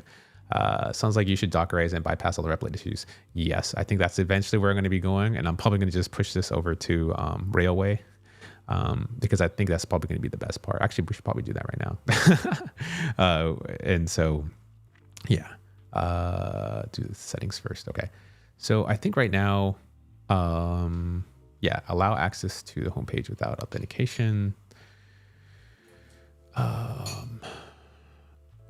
Allow authenticate access. So, oh, right. So what I need to do is protect my route. Yeah, so your actions file, you're using a server actions, which is a different approach. Let's adjust the middleware to work with your server actions. So I think what they're saying here is skip Next.js internals and static files unless in search params. Always run for API routes. Okay, which is sort of what they have here. Public routes allow access. So I think think the question I want to ask is allow unauthenticated access to the homepage. Apply authentication to all your other routes, including your server actions. So yeah, let's go back to server actions. So right now, if somebody tries to use the app, it's going to say you need to be authenticated. So I want to see if I could just apply that. Move this for a sec. Move this side. So we're adding auth from Next.js, and I think it's using the old auth stuff. So reject. Can you use the latest auth from docs from Clerk at web so I can protect my route?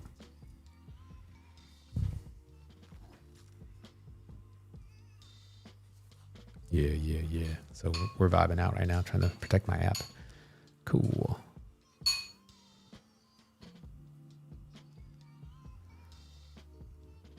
So based on the latest documentation, I'll guide you how to protect this. So in the middleware, add the following code. What do we need to add? I think we're good already. Yeah. By default, Clerk doesn't protect any routes. To protect specific routes, you need to configure it. See, the thing that right now, it's like this is not even a route. Okay. So after auth, you have a callback. This setup allows you to handle authenticated and unauthenticated requests differently, including redirect to authenticate users to sign-in page. Oh, I see. And this is so this is for the pages router. That's really interesting. I have a cursor rules in here that talks about app router, and it didn't really use that, which is why it's kind of throwing me all these different directions. What's going to be easier for me is to actually just review this documentation and just go through it by hand. You saw how, this part of the reason why I just set this up following their documentation, because it only took me a couple minutes to get set up. Their documentation looks like it should be pretty well defined. And so we should be able to, take a look and add this accordingly, because I feel like it shouldn't be that hard to protect a route, and it shouldn't be hard to figure out, what different types of things I need to do. So I think that's kind of be my next step there. But first, and so we have a couple different problems right now. So when I deploy this app on Replit, there's like some environmental configuration issues that are specific to Replit, that in the way that it exposes the port. So that's kind of why it's not loading, even though I have the secrets loaded and so forth. So I need to go into the code and go ahead and fix that. The second part is the fact that if I choose something like Railway to deploy, let me see if I can do that right now. I'm just really curious. I probably need to set up a Docker container or something, but I'm pretty sure I could just deploy. I just don't remember how that works. But actually what I want to do is show you my Notion document right now. So this is a little bit of how I do prioritization and some planning. So for this type of app. So I have the feedback from the people who are currently in my paid list. And so what I'm basically working on right now is authentication.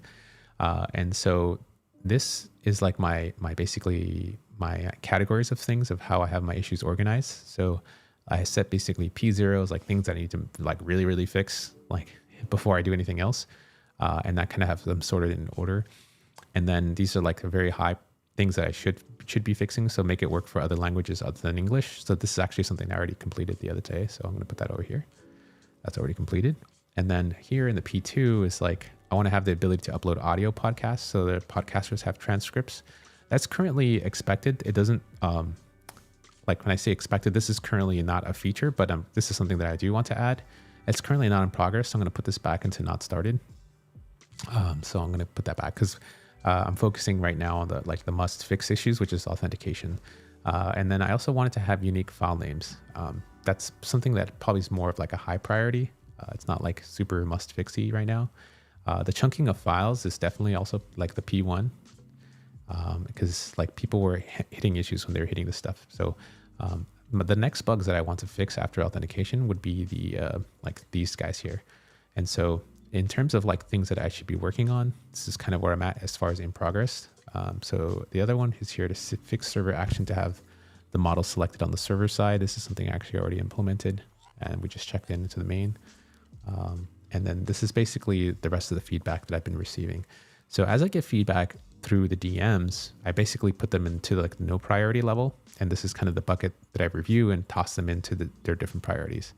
And so a lot of times when I get started, I like to look at this type of list and then reorganize. You just saw how I had the stuff that like I must fix and take a look at today as a first level there. And that's kind of where I moved them down. It's like, okay, this is not really something I really need to fix right now. This is kind of taking you through my thought process of how, I try to sort out these bugs and features. And there's a lot of stuff that's coming in, and which is kind of why I want to keep this a closed group, especially with it being paid, because this is going to have very high signal. If I just have too much free stuff, people are going to say, I want this to do this. And it's like, this app may not be intended for that. And so I want to kind of keep it clean. And it's just a good way, right? I'm a solo founder doing this for the first time. So I could only take in so much information at a time. And, I still need to have a healthy life, like go work out. I still need to, do other things, family stuff and build my app at the same time. So this is kind of what I'm doing full time. So yeah, for those a little bit who don't know about me, I used to be an engineer at Apple for 12 years. And now I'm basically an app developer doing stuff independently and learning about the space of AI. I worked a lot on client-side stuff, like low-level kernel things. And so just kind of now exploring the realms of web development and, looking for different stuff out there and trying to share what I learned and have these app ideas. And this is the one that I feel like this can be pretty cool to work out. Yeah, so it seems to be very lucrative. So that's kind of where we're at right now with authentication. So I need to fix some of that. And I think in authentication, what I do need to do is like, I'm having fix either deploy to Replit, ? Like issues deploying to Replit after adding Clerk. So I need to fix those, and then explore deploying to like Vercel, or I already have a Vercel plan, which is really easy. The other thing that I would deploy to would be Railway. Cool. So what I'm going to do is deploying to Vercel should be pretty fast. I'm going to see if I can go ahead and set that up real quick, just for fun. Because if I get this out of the way, then it's one less thing I have to think about. And that would just basically transition me out of Replit. So why not? Let's go ahead and see if I can do that. So what I'm just going to go ahead and do is go ahead and do a thing. Hey, Ray. Good morning. Maybe for those who just joined late, could you do a 1-minute pitch on your idea? Oh, yeah. Let me just show you a quick demo, by the way. So this is my app. So this my app is Ray Transcribes. So let me move myself.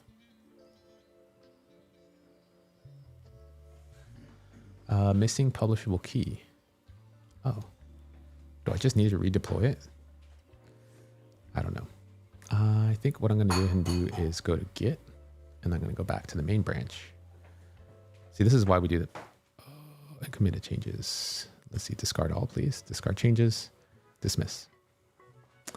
And I'm going to go back to the main branch. So this is how I basically fix my app real quick. Then I'll do a quick demo so I can show you. So I'm back on the main branch, and if I hit run, you should be able to see my app running in the browser. So here we are. So let me just get the part of the sound. Okay, cool. We're back. All right, so when you go to new tab. So this is my app. So the app is called Ray Transcribes. And basically what it does is it's perfect for podcasters and people who are doing video production. So I have like this 12 to 13 minute video, and I could just generate transcripts solely just by doing this to cook. And so the way it generates transcripts is it will get the video file and generate the transcripts for you. If you're doing this normally, it could take a very long time. And this is hosted on the web. So the fact that you can just upload any video you want, it's going to generate the transcripts for you. And then from here, after you generate the transcripts, what you will do is just go to like your favorite like Claude. And I have a project that will basically turn your actual transcript up here. This entire transcript that you paste in, it does an AI analysis for you. And then also like figure out, what's the best title you need to have. And then choose the top 3, and then actually generates the blog post with the top title. And it has a really great, like you turn basically a live stream completely into a blog post that's very readable, indexable on Google and on SEO search. There's people who have these podcasts who has spent hours and hours setting up and doing all this equipment. They publish it on their website and Google doesn't even know about them. So if Google doesn't know about them, that means that all the work they put into the podcast goes to zero. So something like this can get those transcripts out very accurately, have them available on the web, and then you can generate blog posts with them. I made an open source app on my live earlier, about like a couple weeks ago, where we were actually chatting with the transcript. So you can even do that. There's a lot of different features you can have. Please excuse the water for a second. Let me just go ahead and just kind of get the music on here. But let me just show you a little bit more of a demo.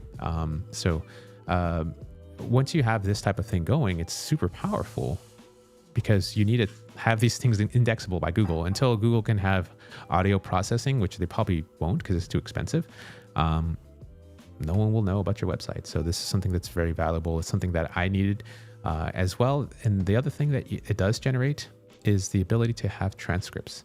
So when you have transcripts available, those SRT files are transcripts, you have like the closed captioning, you can put them, like I put them on my live streams, and it just makes it easier to do these types of things. So that's my app. And if you want to get access to it, all you have to do is send me a DM. I'm going to send you a Stripe link. I only have 10 slots to get in. It's basically, you can get access for $30 while I'm building it in private beta. So that there's going to be, there's little bugs here and there, but it's a one-time fee. And while I'm building in private beta, you'll have access to it. The people who got in like a week ago paid $10. So it's just going to keep going up because eventually it's going to be $100 a month. But it's meant to be for professional podcasters and professional video creators. But if you're in my private list, I'm going to get you a discount and so forth in the future for that, so that you'll be doing the thing. So feel free to hit me up with the DMs. I could only handle so much stuff. If I make it free, then I get a bunch of feedback that is not useful. If people pay, I do find it much more useful, as you see all this feedback that I have going through. So that's my app, Ray Transcribes. And that's what we're doing. And people are paying like $400 like an hour to transcribe these things. It's insane. And it's like, this doesn't have to cost that much. It does take a lot of time. So we're just kind of taking you through a little bit of my entrepreneurship journey. First, like setting up authentication, trying to fix those bugs. And then now we're just going to do a quick, see if we can actually deploy to Vercel real quick and just get this up and running and just keep moving. I'm just trying to keep moving right now because at this point it's kind of crazy how long it takes to, like debug these types of things. It's like, I'm just trying to get the fastest thing possible. So I set up a quick blur so that way I can work on this stuff and just go ahead and dismiss this now. So what I'm going to go ahead and do is hit add new project. Great. So this lets me add a project here. So when I hit add new project in my Vercel thing, I can actually choose whichever projects I'm working on. So I can go ahead and hit import from my repo here. And once I do that, hit import. And then in here, what I have is the ability to then put in environment variables. And so what I'm going to go ahead and do is grab my environment variables from my cursor thing and just paste them in here. And it should just paste them in straight up. So in cursor, if I take a look here, so we'll go to environment.example. So in here, if we turn this off, if I hit select them all, hit copy, and then I go into Vercel and I hit paste, just by hitting paste in here, it's just going to fill in the values for me automatically, which is really awesome. And so I'm going to go ahead and go back into here, and I'm just going to set up the blurs real quick. I'm actually going to go to the environment local, where my real secrets are, and then go into here and then just paste them back into here. So that way they're in here. And then I'm going to basically, that's why I set up the blurs. Hit deploy. So this deploy button should basically start to deploy for us, and we'll see what happens. Go back to Vercel. Okay. Turn off my blurs. Okay. So now it's installing the dependencies. Let's see. We're going to configure the DDoS attacks. Okay. For the team. Okay. That's going to be a later problem, I think. Is it deploying? Come Come on, almost done. I thought I already started the deployment. So yeah. So let me go ahead and do this here. Go back to my team. Should be something deploying. Where'd it go? Recent previews? Oh my gosh, I think I lost it. Oh no. I thought I did a deploy.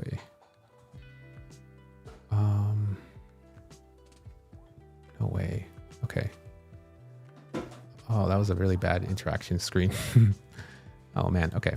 So I guess I'll just redeploy it. Why not? I mean, there's nothing to lose. And then if I find the show, I'll do it again. So sort by, let's see, transcribe.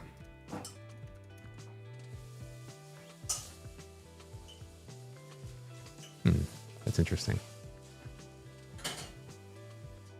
Longer vids. Oh, you know what? I already have an app that's running. So, okay, deployments. Okay. I think that was my problem, is that I already have the project that's running. So I go to repository and it's here, it's already linked. And then I'm just going to go into my environment variables and set that up too. So go to environment variables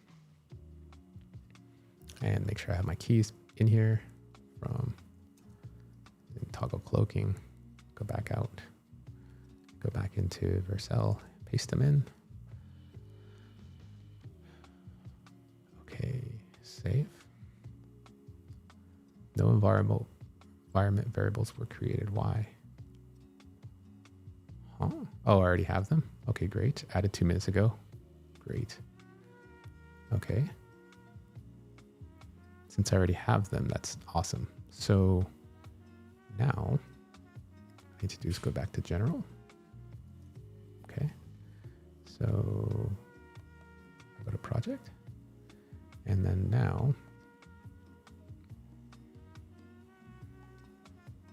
what I want to do is go to blur. Okay. So now I want to not add a domain. I want to make a deployment. So go deployments, and I just want to go ahead and hit. I go back here. Instant rollback. Domains usage. I thought there was a way to do a deployment from here. Build logs, runtime, active branch, git commit to do.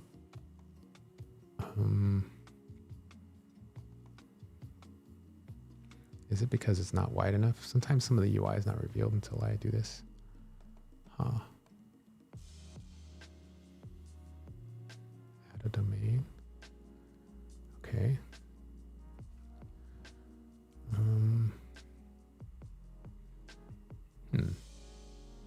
Boy, I forgot how to. I swear there was a way to do a deployment from my app just from here. Huh. I think what I'll do is just unlink my GitHub.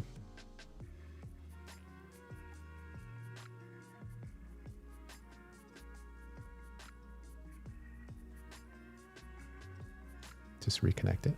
Okay. So now it's connected. Great. So go back to project. Instant rollback. Huh. Interesting. So in my Git project here, let's go back here.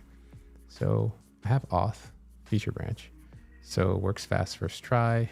What did I do here? I didn't want to change this. So I'm going to go ahead and discard. So what I'm going to do is just go ahead and discard this changes. And since I already have an auth branch, I basically added this example. So just added example env and just go ahead and hit commit. And so I hit Command Shift U and hit push head. And so what's going to be happening here is that it should be able to push this feature branch remotely, which will show up here. And then what's going to be great is now if I go into here, I should be able to now see it pull up in my app that it's building. Cool. So yeah, so this is the active branch, and then I could view the deployment status. So here we are. And so what's nice, it's now building. So it's already linked up to Vercel. So whenever I push anything in any feature branch, it's going to automatically build for me, which is awesome. So I could see if there's any build errors. There probably will be build errors. I don't know. We'll see.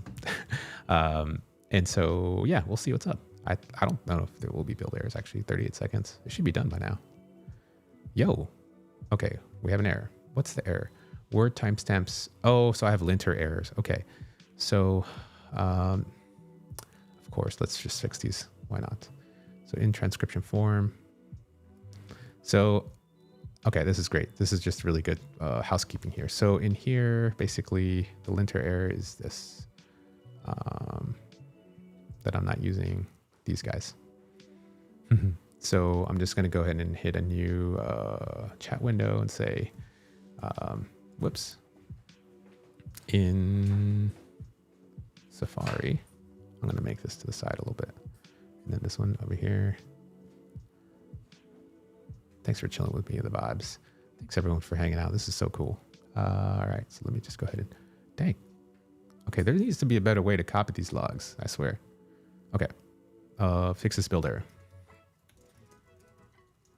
Because why type? Okay, so let me just go ahead and just hit enter. So this chat window should be able to take care of it. Let me cook.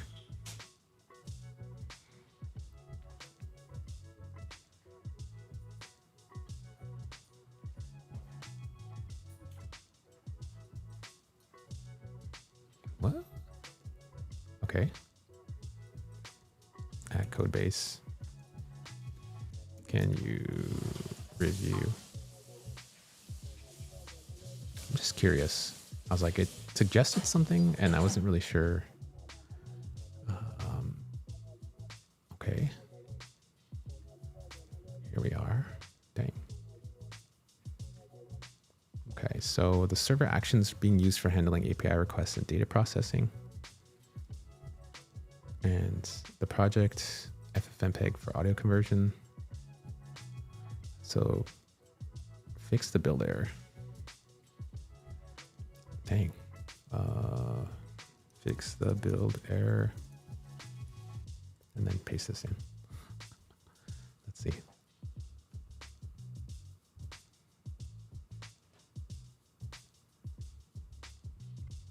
So remove the unused variables if they're not needed. Yes. Might as well just remove them. It should work then. I was hoping that it was like going to do some other cool stuff, but it's okay. I literally just wanted it to just go in and just do it for me. Okay, so what's going on? Okay, so Command Shift P, right? Restart TypeScript server. Okay, we should be good. There's no red. Okay, we have more red. Okay, wait, hold on. It was being used, wasn't it? Dang.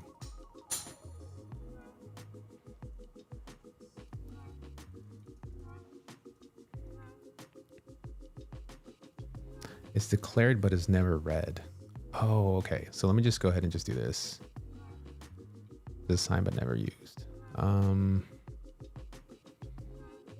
What the heck is this? Can you remove them?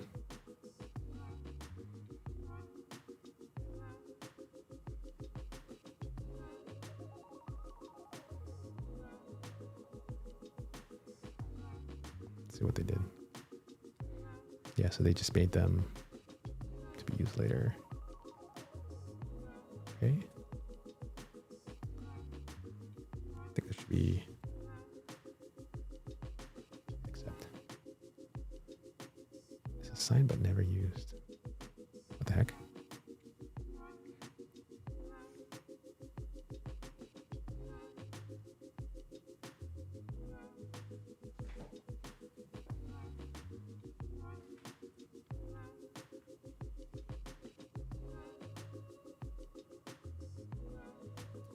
Do we even need it at all?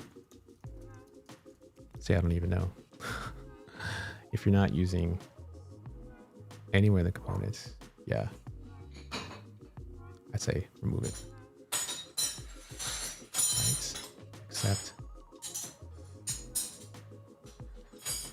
Yes. And then I should also remove it from down below since it's not even being used, right? Get word level. Yeah. Oh, I see. Okay. So that's what happened. Okay. I see the issue now. So the issue is what was happening was I wanted to implement a feature for word level timestamps in the future. And I have this code there. I should actually put it around a feature flag because that's going to be a new feature that's going to be landing eventually. And so with the feature flag, I ship code for future features, even though I'm not going to use them. But the fact is, what happens is you're seeing right now is that there'll be build errors because I'm actually not using the code. And so if it's not being used, it's like, hey, ESLint complains. So I should be able to like wrap this around a feature flag. So that way I can enable that in the future. So for now, I'm just going to comment it out so that way I can just enable it. But I want to look up the best way to do this because I just saw something that I think Vercel allows you to enable feature flags. So you can turn these on and off. So yeah, that's going to require more UI, but the code is already there to basically do this feature, which is get to, word level timestamps. And so instead of deleting the code, I'm just going to basically comment it out here. So I think that's what we're going to do. Okay, so we have this here for this word level timestamps, word and segment here. What else? Here is where I'm not using it.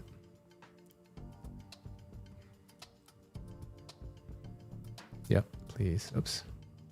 Hold on.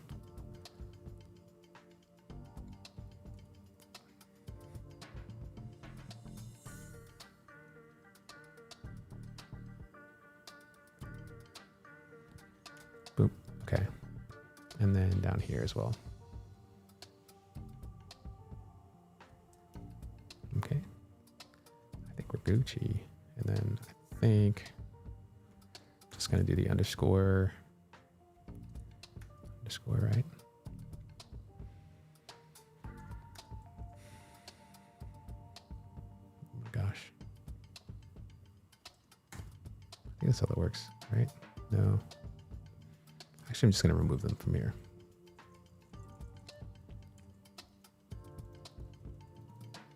Right? Okay. Okay, so I think it should be happy now. All right, so everything looks like it should be good. What I'm going to just do is a quick bun dev. Cool. Just make sure all my stuff runs. Select video and make sure it still can transcribe without it causing any errors. Cool.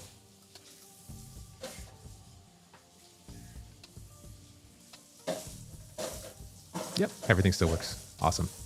Yeah, so that's basically was my problem, is the fact that I had a feature in there I was working on. It was like in there but not used, and whenever you do a build, it'll error out. So the right thing to do here is basically set up a feature flag, and that's something I still need to learn about because that's something that is supported by, like, I think Vercel and these things where you can actually toggle the features on. And you can even do per user features, so you can actually say these users get this feature. And these users don't. So as I onboard people, I can say, these, I want to like DM you and say, hey, can you try out this feature? It should now be enabled for your account. And so that's kind of the advantage of using feature flags. And that's something I need to learn more about. So stay tuned. I'll definitely have more stuff there. So for those who are just kind of tuning in, I just want to give you a quick update. I just see now we have like 400 people in the stream. So basically building this transcribe app. For podcasters and for people who are trying to, use this professionally to transcribe things. Whenever you make a podcast, you need to put it on a website, and you put it on the website, Google's not going to find you unless you actually have a transcript somewhere, or if you like generate a blog post that has SEO stuff that's from within your podcast. So the first step is trying to get this going to the next step, which is generating the thing. And I have a lot of those steps already lined out. Through like my various prompts and stuff, and just trying to make it all into like one SaaS. And so people are able to, I set up authentication a couple of minutes ago, not a couple of minutes. I set up authentication earlier today, and I'm going to be basically locking down the routes and locking down the app a little bit more. And so the people who are only going to be able to use it are the people who are going to be like the paid member, basically. And so I have this paid closed group. It's like not a subscription. It's just like a one-time, $30 fee. To be a paid user, a private beta. I only have 10 slots, and I'm basically collecting feedback and kind of making sure that this happens here with my Notion here. So this is how I organize these features. All right. So, yeah. Yo. Super chat from Mr. Frank. Dang, that's awesome. This guy's making it rain. Just sent a DM. Awesome stream so far. Cool. Yeah, Mr. Frank, I'm going to definitely check it out after the stream for sure. Sarchar. Hey, how's it going, man? Sarchar. This is actually one of my earliest members here who was able to get in there. So when I get a deployment error, when I copy the log and throw it in the cursor, I'm trying to roll back the app, by the way. So if you're trying to use the app right now, I'll get that fixed for you, by the way. So here we are. It looks like the app is currently running. We just tested it locally. So I'm going to do, just move my head a little bit so you can see what I'm running. So down here in my app, I'm going to just do bun, run, buns, bun. What are all my bun commands? I don't remember. I think it's bun -h. I forgot all my there's like a bun command to build and then like start server.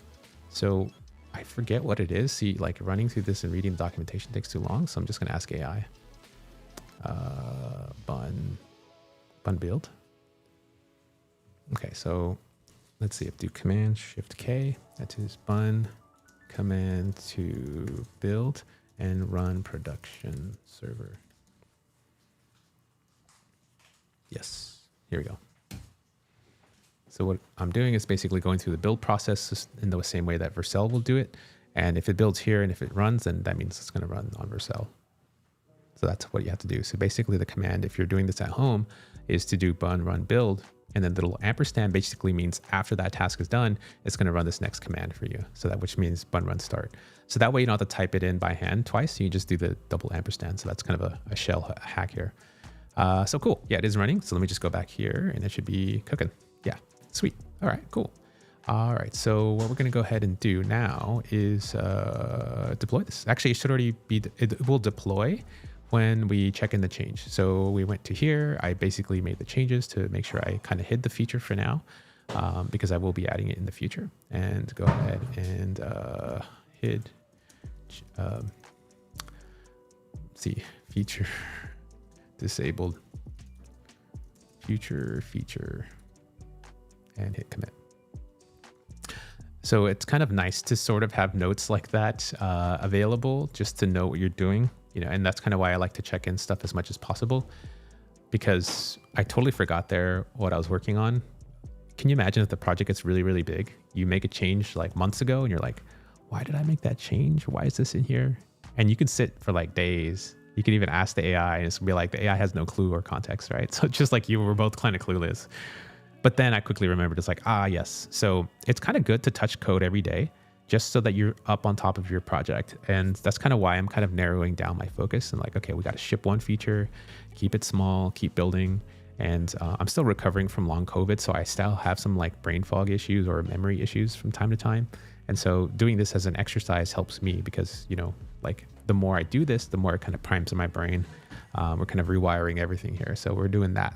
And so now that this is building, I should go back to Vercel and we should be able to have a new build that's kicked off automatically, auto-magically. So let's expand this out a little bit. So I go back here and, oh, it's already done. Nice. Damn, that was fast. Dude, that build was fast. 49 seconds. Let's go. Okay, so it's already deployed. Let's go. You can even see it right here. Epic. Okay, so if I just go to this URL. All right. Yeah, we're in. Dang, it's already running. Okay, let me go ahead and select the video and then let me just go ahead and just do this guy and generate. Let's go. Epic.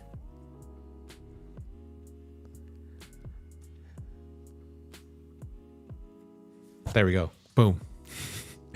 And then check this out. If we hit sign in, I should be able to basically sign in with my account now. Let me just go ahead and blur it up real quick so that we can see this here. Blur it up, hit continue with Google. Got to go ahead and sign in. Hit continue. That's cool. And then we have my account stuff up here. Let's go. I can manage my accounts. I'm currently in development mode, by the way, but yeah, this is all secured by Clerk. Amazing, right? That's what's up. Okay, cool. And I hit select video. I can select a different video. That's like, I don't know, like, that's so amazing. So let's see. Just trying to select some videos that don't take up a lot of time. So this one is about 16 minutes and 15 seconds. Let's upload this one, generate transcripts. So that's awesome. So what we've done so far is this morning we added authentication with Clerk. We were deploying on Replit, and then I've had some issues deploying to Replit after adding the Clerk authentication. Since I already have a Vercel account and I'm already hosting some stuff there, I said might as well just see if I can just throw my secrets in there and everything and do it. And we're pretty much up and running. And so Vercel is pretty easy. You see how fast it builds, like 49 seconds. So what's nice about Vercel is like, not only do you have the main branch that you have stuff in there, but your feature branches and any branch you have set up, it's going to go ahead and build it for you. So you can immediately know if something's failing. Right now on Replit, you have to manually deploy whatever branch, whatever your stuff you have checked out, you had to go into that branch and check it out and then hit deploy. And so there isn't like, Replit's kind of really good for prototyping to get stuff off the ground, which is kind of what I'm doing right now. So I think going forward, I just might keep it on Vercel for now. Like eventually in the future, I might just put it onto like a Docker container or something and run it in Railway or just run it directly on AWS. It's a really simple app. I'm trying to like reduce right now, especially as an entrepreneur, my whole like how much time I spend debugging and deploying. So I could have spent this entire like next hour figuring out why it doesn't deploy on Replit, but I'm just trying to move as fast as possible. So it's just like removing everything, focusing on my features, making sure I ship my features to my users, making sure I lock stuff down, making sure I focus more on the user experience, I'm trying to go from 0 to 100 basically. So the $100 a month is going to be like the minimal price. It's going to be going up from there for this type of service. And this is just the first feature of the app. This is, later on, once you have this transcription, you can do other stuff with it.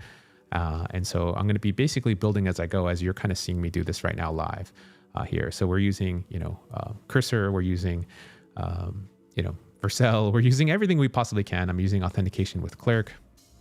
And then in the Clerk dashboard, you can see me as a user who I've logged in. You can see like who the users are, when the last time I logged in, and those types of configurations. So that's cool. And the reason why I'm using Clerk is just because it was just super easy to set up. Free up to 10,000 users, and then you pay 2 cents after that. So if you have like 20,000 users, it's going to cost you $200 a month. But if I'm charging $100 a month, I'm just basically going to be making $2 million by the time I get 20,000 users. $200 a month is not bad. So that's kind of the way I look at these things logistically. Replit, I'm going to close you for now because I'm not really using that. This is like the older version of the app. And so, I think that's kind of where we're at. I'm going to catch up with the stream and catch up with the community because y'all have been like really good about supporting me and kind of staying on, and got some awesome super chats from my boy, Mr. Frank. So I'm going to definitely get you back on the DMs there so I can get back to you. So big shout outs to Mr. Frank on the super chats. That's massive. So just ready for security caution. When you go to security settings, it leaks your IP in the app. Yes, I saw that. Basically, this is, the IP rolls itself. Wherever region I'm in and so forth. And so, thank you so much. Yeah, like as far as the stream, I should have put like something up. Let's see. That's a part of, what do you call it? The Clerk authentication thing. So, yes. So let's see what's been going on. Which software do you use to stream? So I actually currently use, Ecamm Live, ecamm.com. And so this is my favorite. And the way I have it set up is the fact that I have like several cameras. So I have like my actual Canon camera. And then right here, you can see I actually have this little Osmo Pocket. So the Osmo Pocket's the one that's kind of chilling here on the side. That one's actually the one that's looking at me, and I have this little tripod. So that way when I switch back and forth, you can see me right here. And then what I'm also running with down below, this is probably may or may not let me do this, but we're going to just try this anyway. So I'm going to do this here so I can position this. That way it doesn't look all awkward for people who are watching. It has a gimbal involved. So here we go. So here, you're going to see this. Down below is where I actually have my Rodecaster Duo. So you see me kind of tapping back and forth. So if I tap here, it goes there. And if I tap down below, this is basically the screen. And this is where I control my sound. And this is kind of where I have like my theme music if I go like this, over here. So it's kind of fun. That's where you always hear my intro. So that's what's up. Yeah, this is my desk. We got the dev day strawberry stuff. Got this camera set up here. I mean, we do it real Godzilla here. So the lights and everything. So yeah, I'm literally in my kitchen cooking. That's why I say I cook a lot. So we literally do cook like in the kitchen. So we're also cooking apps. So that's what's up. Keep cooking. Yeah, I always like to talk about my setup. It's really fun. I'm not sponsored by any of these people, by the way. Anything you see here is just completely me and authentic. So this is just me as an individual creator doing this stuff for the love, for the fun. Here to kind of be with you, vibe with you and stuff. So let's just vibe. So that's Ecamm Live. That's what's up. And so I do recommend to add a button to do Claude analysis if someone needs it. Yeah, so the way I'm doing this, by the way, I'm doing a private beta. And so those who send me a DM on X, if you could just go to x.com/RayFernando1337. In here, just send me a DM and I'll send you the Stripe link. And so the people who are paying are the ones who are going to get their features in there. So I'm locking this down today. Obviously, I'm going to continue some of the work later on this afternoon so that I need that feedback from people. It's like, what do you want? What do you use this for? Are you a creator? What are you making? Like what's your whole usage? If it doesn't work out, if you try it out and it doesn't work for you, or you're just like not into this, after a couple of weeks and stuff, just let me know. I'll refund you the money. There's other people who want to get in, so I want to make sure you get in. I'm only doing 10 slots. So 10 slots, that's it. And then that's all I can handle right now. I'm literally just one person. So I'm trying to do this all, right? I'm trying to live a life, do all this stuff, and trying to keep it small. It's a small focus group so that we can ship code. And I still got these other features that I still got to ship as well. So that's kind of the way we're going to be doing it. So Jimmy L, what's up? What's up, Jimmy? What's cracking? We got the Cloudflare pages. Gonna have to look into that. I was at the Cloudflare meetup. This should be pretty cool to set up. I think this is something that I'm going to be looking into the future because there are some other features I want to ship with Cloudflare. They could involve like some video processing remotely. So that's definitely in the future for sure. Good morning. Maybe those who just joined. Okay, I think I did the whole pitch thing. So yeah, just catching up. Aqua Wolf. Hey, what's up, man? You're like one of my favorite people who go online and talk about stuff, and you're just getting started. For those who are just following, Aqua Wolf is also doing live streams of code and kind of showing you the journey of building apps. So if you haven't had a chance, definitely check out Aqua Wolf. There's a lot of people that have been kind of rolling in the stream, which I really appreciate. My boy Ross Mike, big shout outs to Prince Kanuma as well. We got everyone showing up for the cook session, so I definitely appreciate that. And big shout outs to the super chats as well on YouTube. Man, you guys are really rolling through with the support, and I appreciate that for a Saturday morning. So we've been doing like 2 hours live. We basically added some basic authentication. This all started with this idea. Literally this video on September 18th is what started this whole thing. I made a demo using V0 where we drag the actual transcription and basically make it available so that you can do this type of thing. I was like, yeah, this is something that I can make in Grok really fast. And then made a live stream of me actually deploying this app to Replit. And then from here, after we did that, I made another live stream where I basically was able to not only get this running on Replit, but connect it to the back end. So that way it does the transcription, exactly what you see. And I had an early group of testers who got in to the beta. It was only at $10 at that time. So I just keep raising the price basically. And those people have been giving me lots of feedback, and I'm still working on their stuff. So getting that in, and it's come to the point where people have been sharing the link without authentication. So there's like my bill for transcribing has gone crazy high. I went from like 100,000 something seconds to like 300,000 like in a couple of days. Like, oh, okay. People are like sharing the link a lot. So it's kind of a good problem to have, but I'm really just trying to focus this down. And so I'm trying to keep the group really small too. So it's like a paid private group.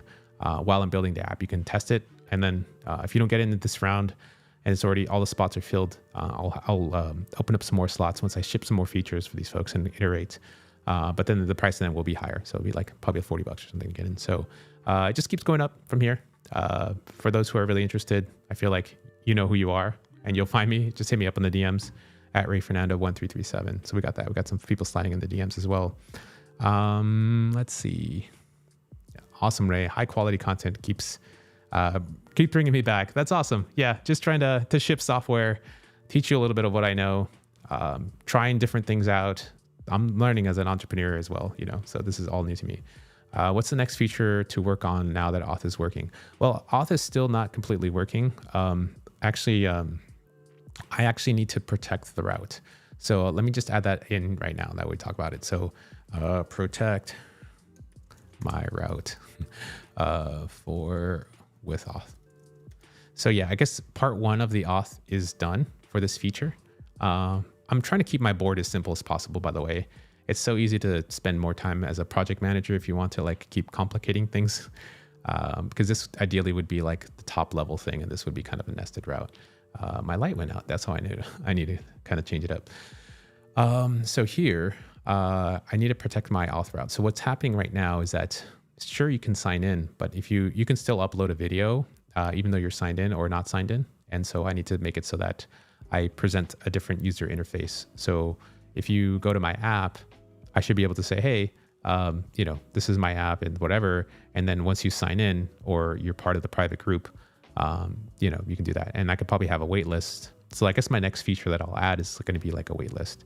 But for the people in the private group, I'm focused on them right now. So I'm going to ship those features and make sure I get those changed before I add like this other things.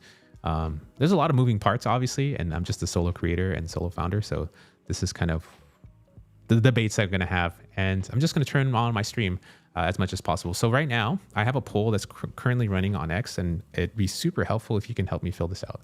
So on X, what I have asked people is say, hey, I want to do more live streaming more consistently. So starting November 1st, I'm going to be based out of Hawaii. But I just want to know from a Pacific time. So like in California, what's your preferred time that you want me to stream? Do you want me to stream in the mornings? Dang, I post a lot. Dang. Here we go. Do you want me to stream in the mornings? Do you want me to stream in the midday, late at night? Let me know if you're just here for the results and stuff. And let me get my light fixed right now because I have a battery on this light and it just turned off. I'll fix that later. Okay, that's a little bit.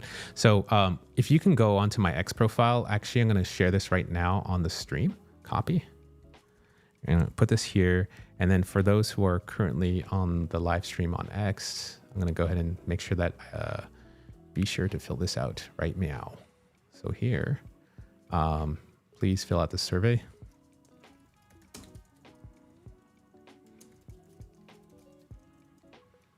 So all you have to do is do this. I want to know what your preferred times are for live streaming. And that way, I want to have at least one day during the week that covers like the most popular time. I want to have a weekend time at least, and then like some bonus stuff during the week. So that way we can ship software together and be friends and just chill. I have a little bit of background. I used to be an engineer at Apple for 12 years. And now I'm an independent app developer trying to make my first SaaS idea. So go from 0 to 1 million is my journey, and sort of publicly sharing, what I'm building in a really funny way, but also trying to teach you at the same time how I'm using these tools. So I'm new to like Next.js. I'm new to front end and back end web development. A lot of work that I did when I worked at Apple was a lot of like low level kernel things, operating system level stuff, working on a closed source operating system and all those different build tools and things. All over the system, like systems in general, like, and getting stuff done. So that's kind of, I would say I'm more of a generalist. So I have lots of expertise in a lot of different areas. And so right now I'm kind of trying to go deep a little bit on, web development and like what's the current stuff that's happening. So you're basically following along raw my journey, and we get to learn together. I feel like people have been enjoying these streams and have been enjoying me sharing prompts and sharing stuff as I go and learning as I go. And right now I need to keep the scope a little bit smaller. And it's kind of nice to be a small creator because you're here with me during this small phase where I'm just creating and just being, connecting with you and trying to not overwhelm myself because I can't imagine like having 1 million people and just, imagine like if overnight everything blew up and it's like, oh my gosh, it's already a lot to keep up with. But I think sometimes setting up a paywall makes that easier to keep things a little bit small and focused. So definitely appreciate everyone who's been able to do this. I also have free versions of like this transcription stuff that you can run locally on your Mac, open source on my GitHub repo. That's also available there too for people who just don't want to go the self-hosted route, but I'm really focused here on my app for professionals. And I appreciate everyone who's been able to follow along. So that's cool there. Dude, South Africa, let's go. Watching from South Africa. Yo, yeah, that's awesome, man. So cool. Just amazing to get all these different people from all over the world enjoying the streams and kind of following along. So if you're liking what you're doing, feel free to hit the retweet and all that stuff, and share with a friend. And for now, got to go fix some bugs for my friends, protect my authentication route, and then got to get this chunking of files and unique file names from some of the people who've already are part of the core membership, and then get to my DMs as well to get those people in, because I only got 10 slots. So make sure you get in, slide in my DMs at RayFernando1337, share the YouTube channel, share the X, also live on Twitch as well. But I find that YouTube is really good for storing all the content. All right, ladies and gentlemen, on that note, I'll see you guys a little bit later. Peace out.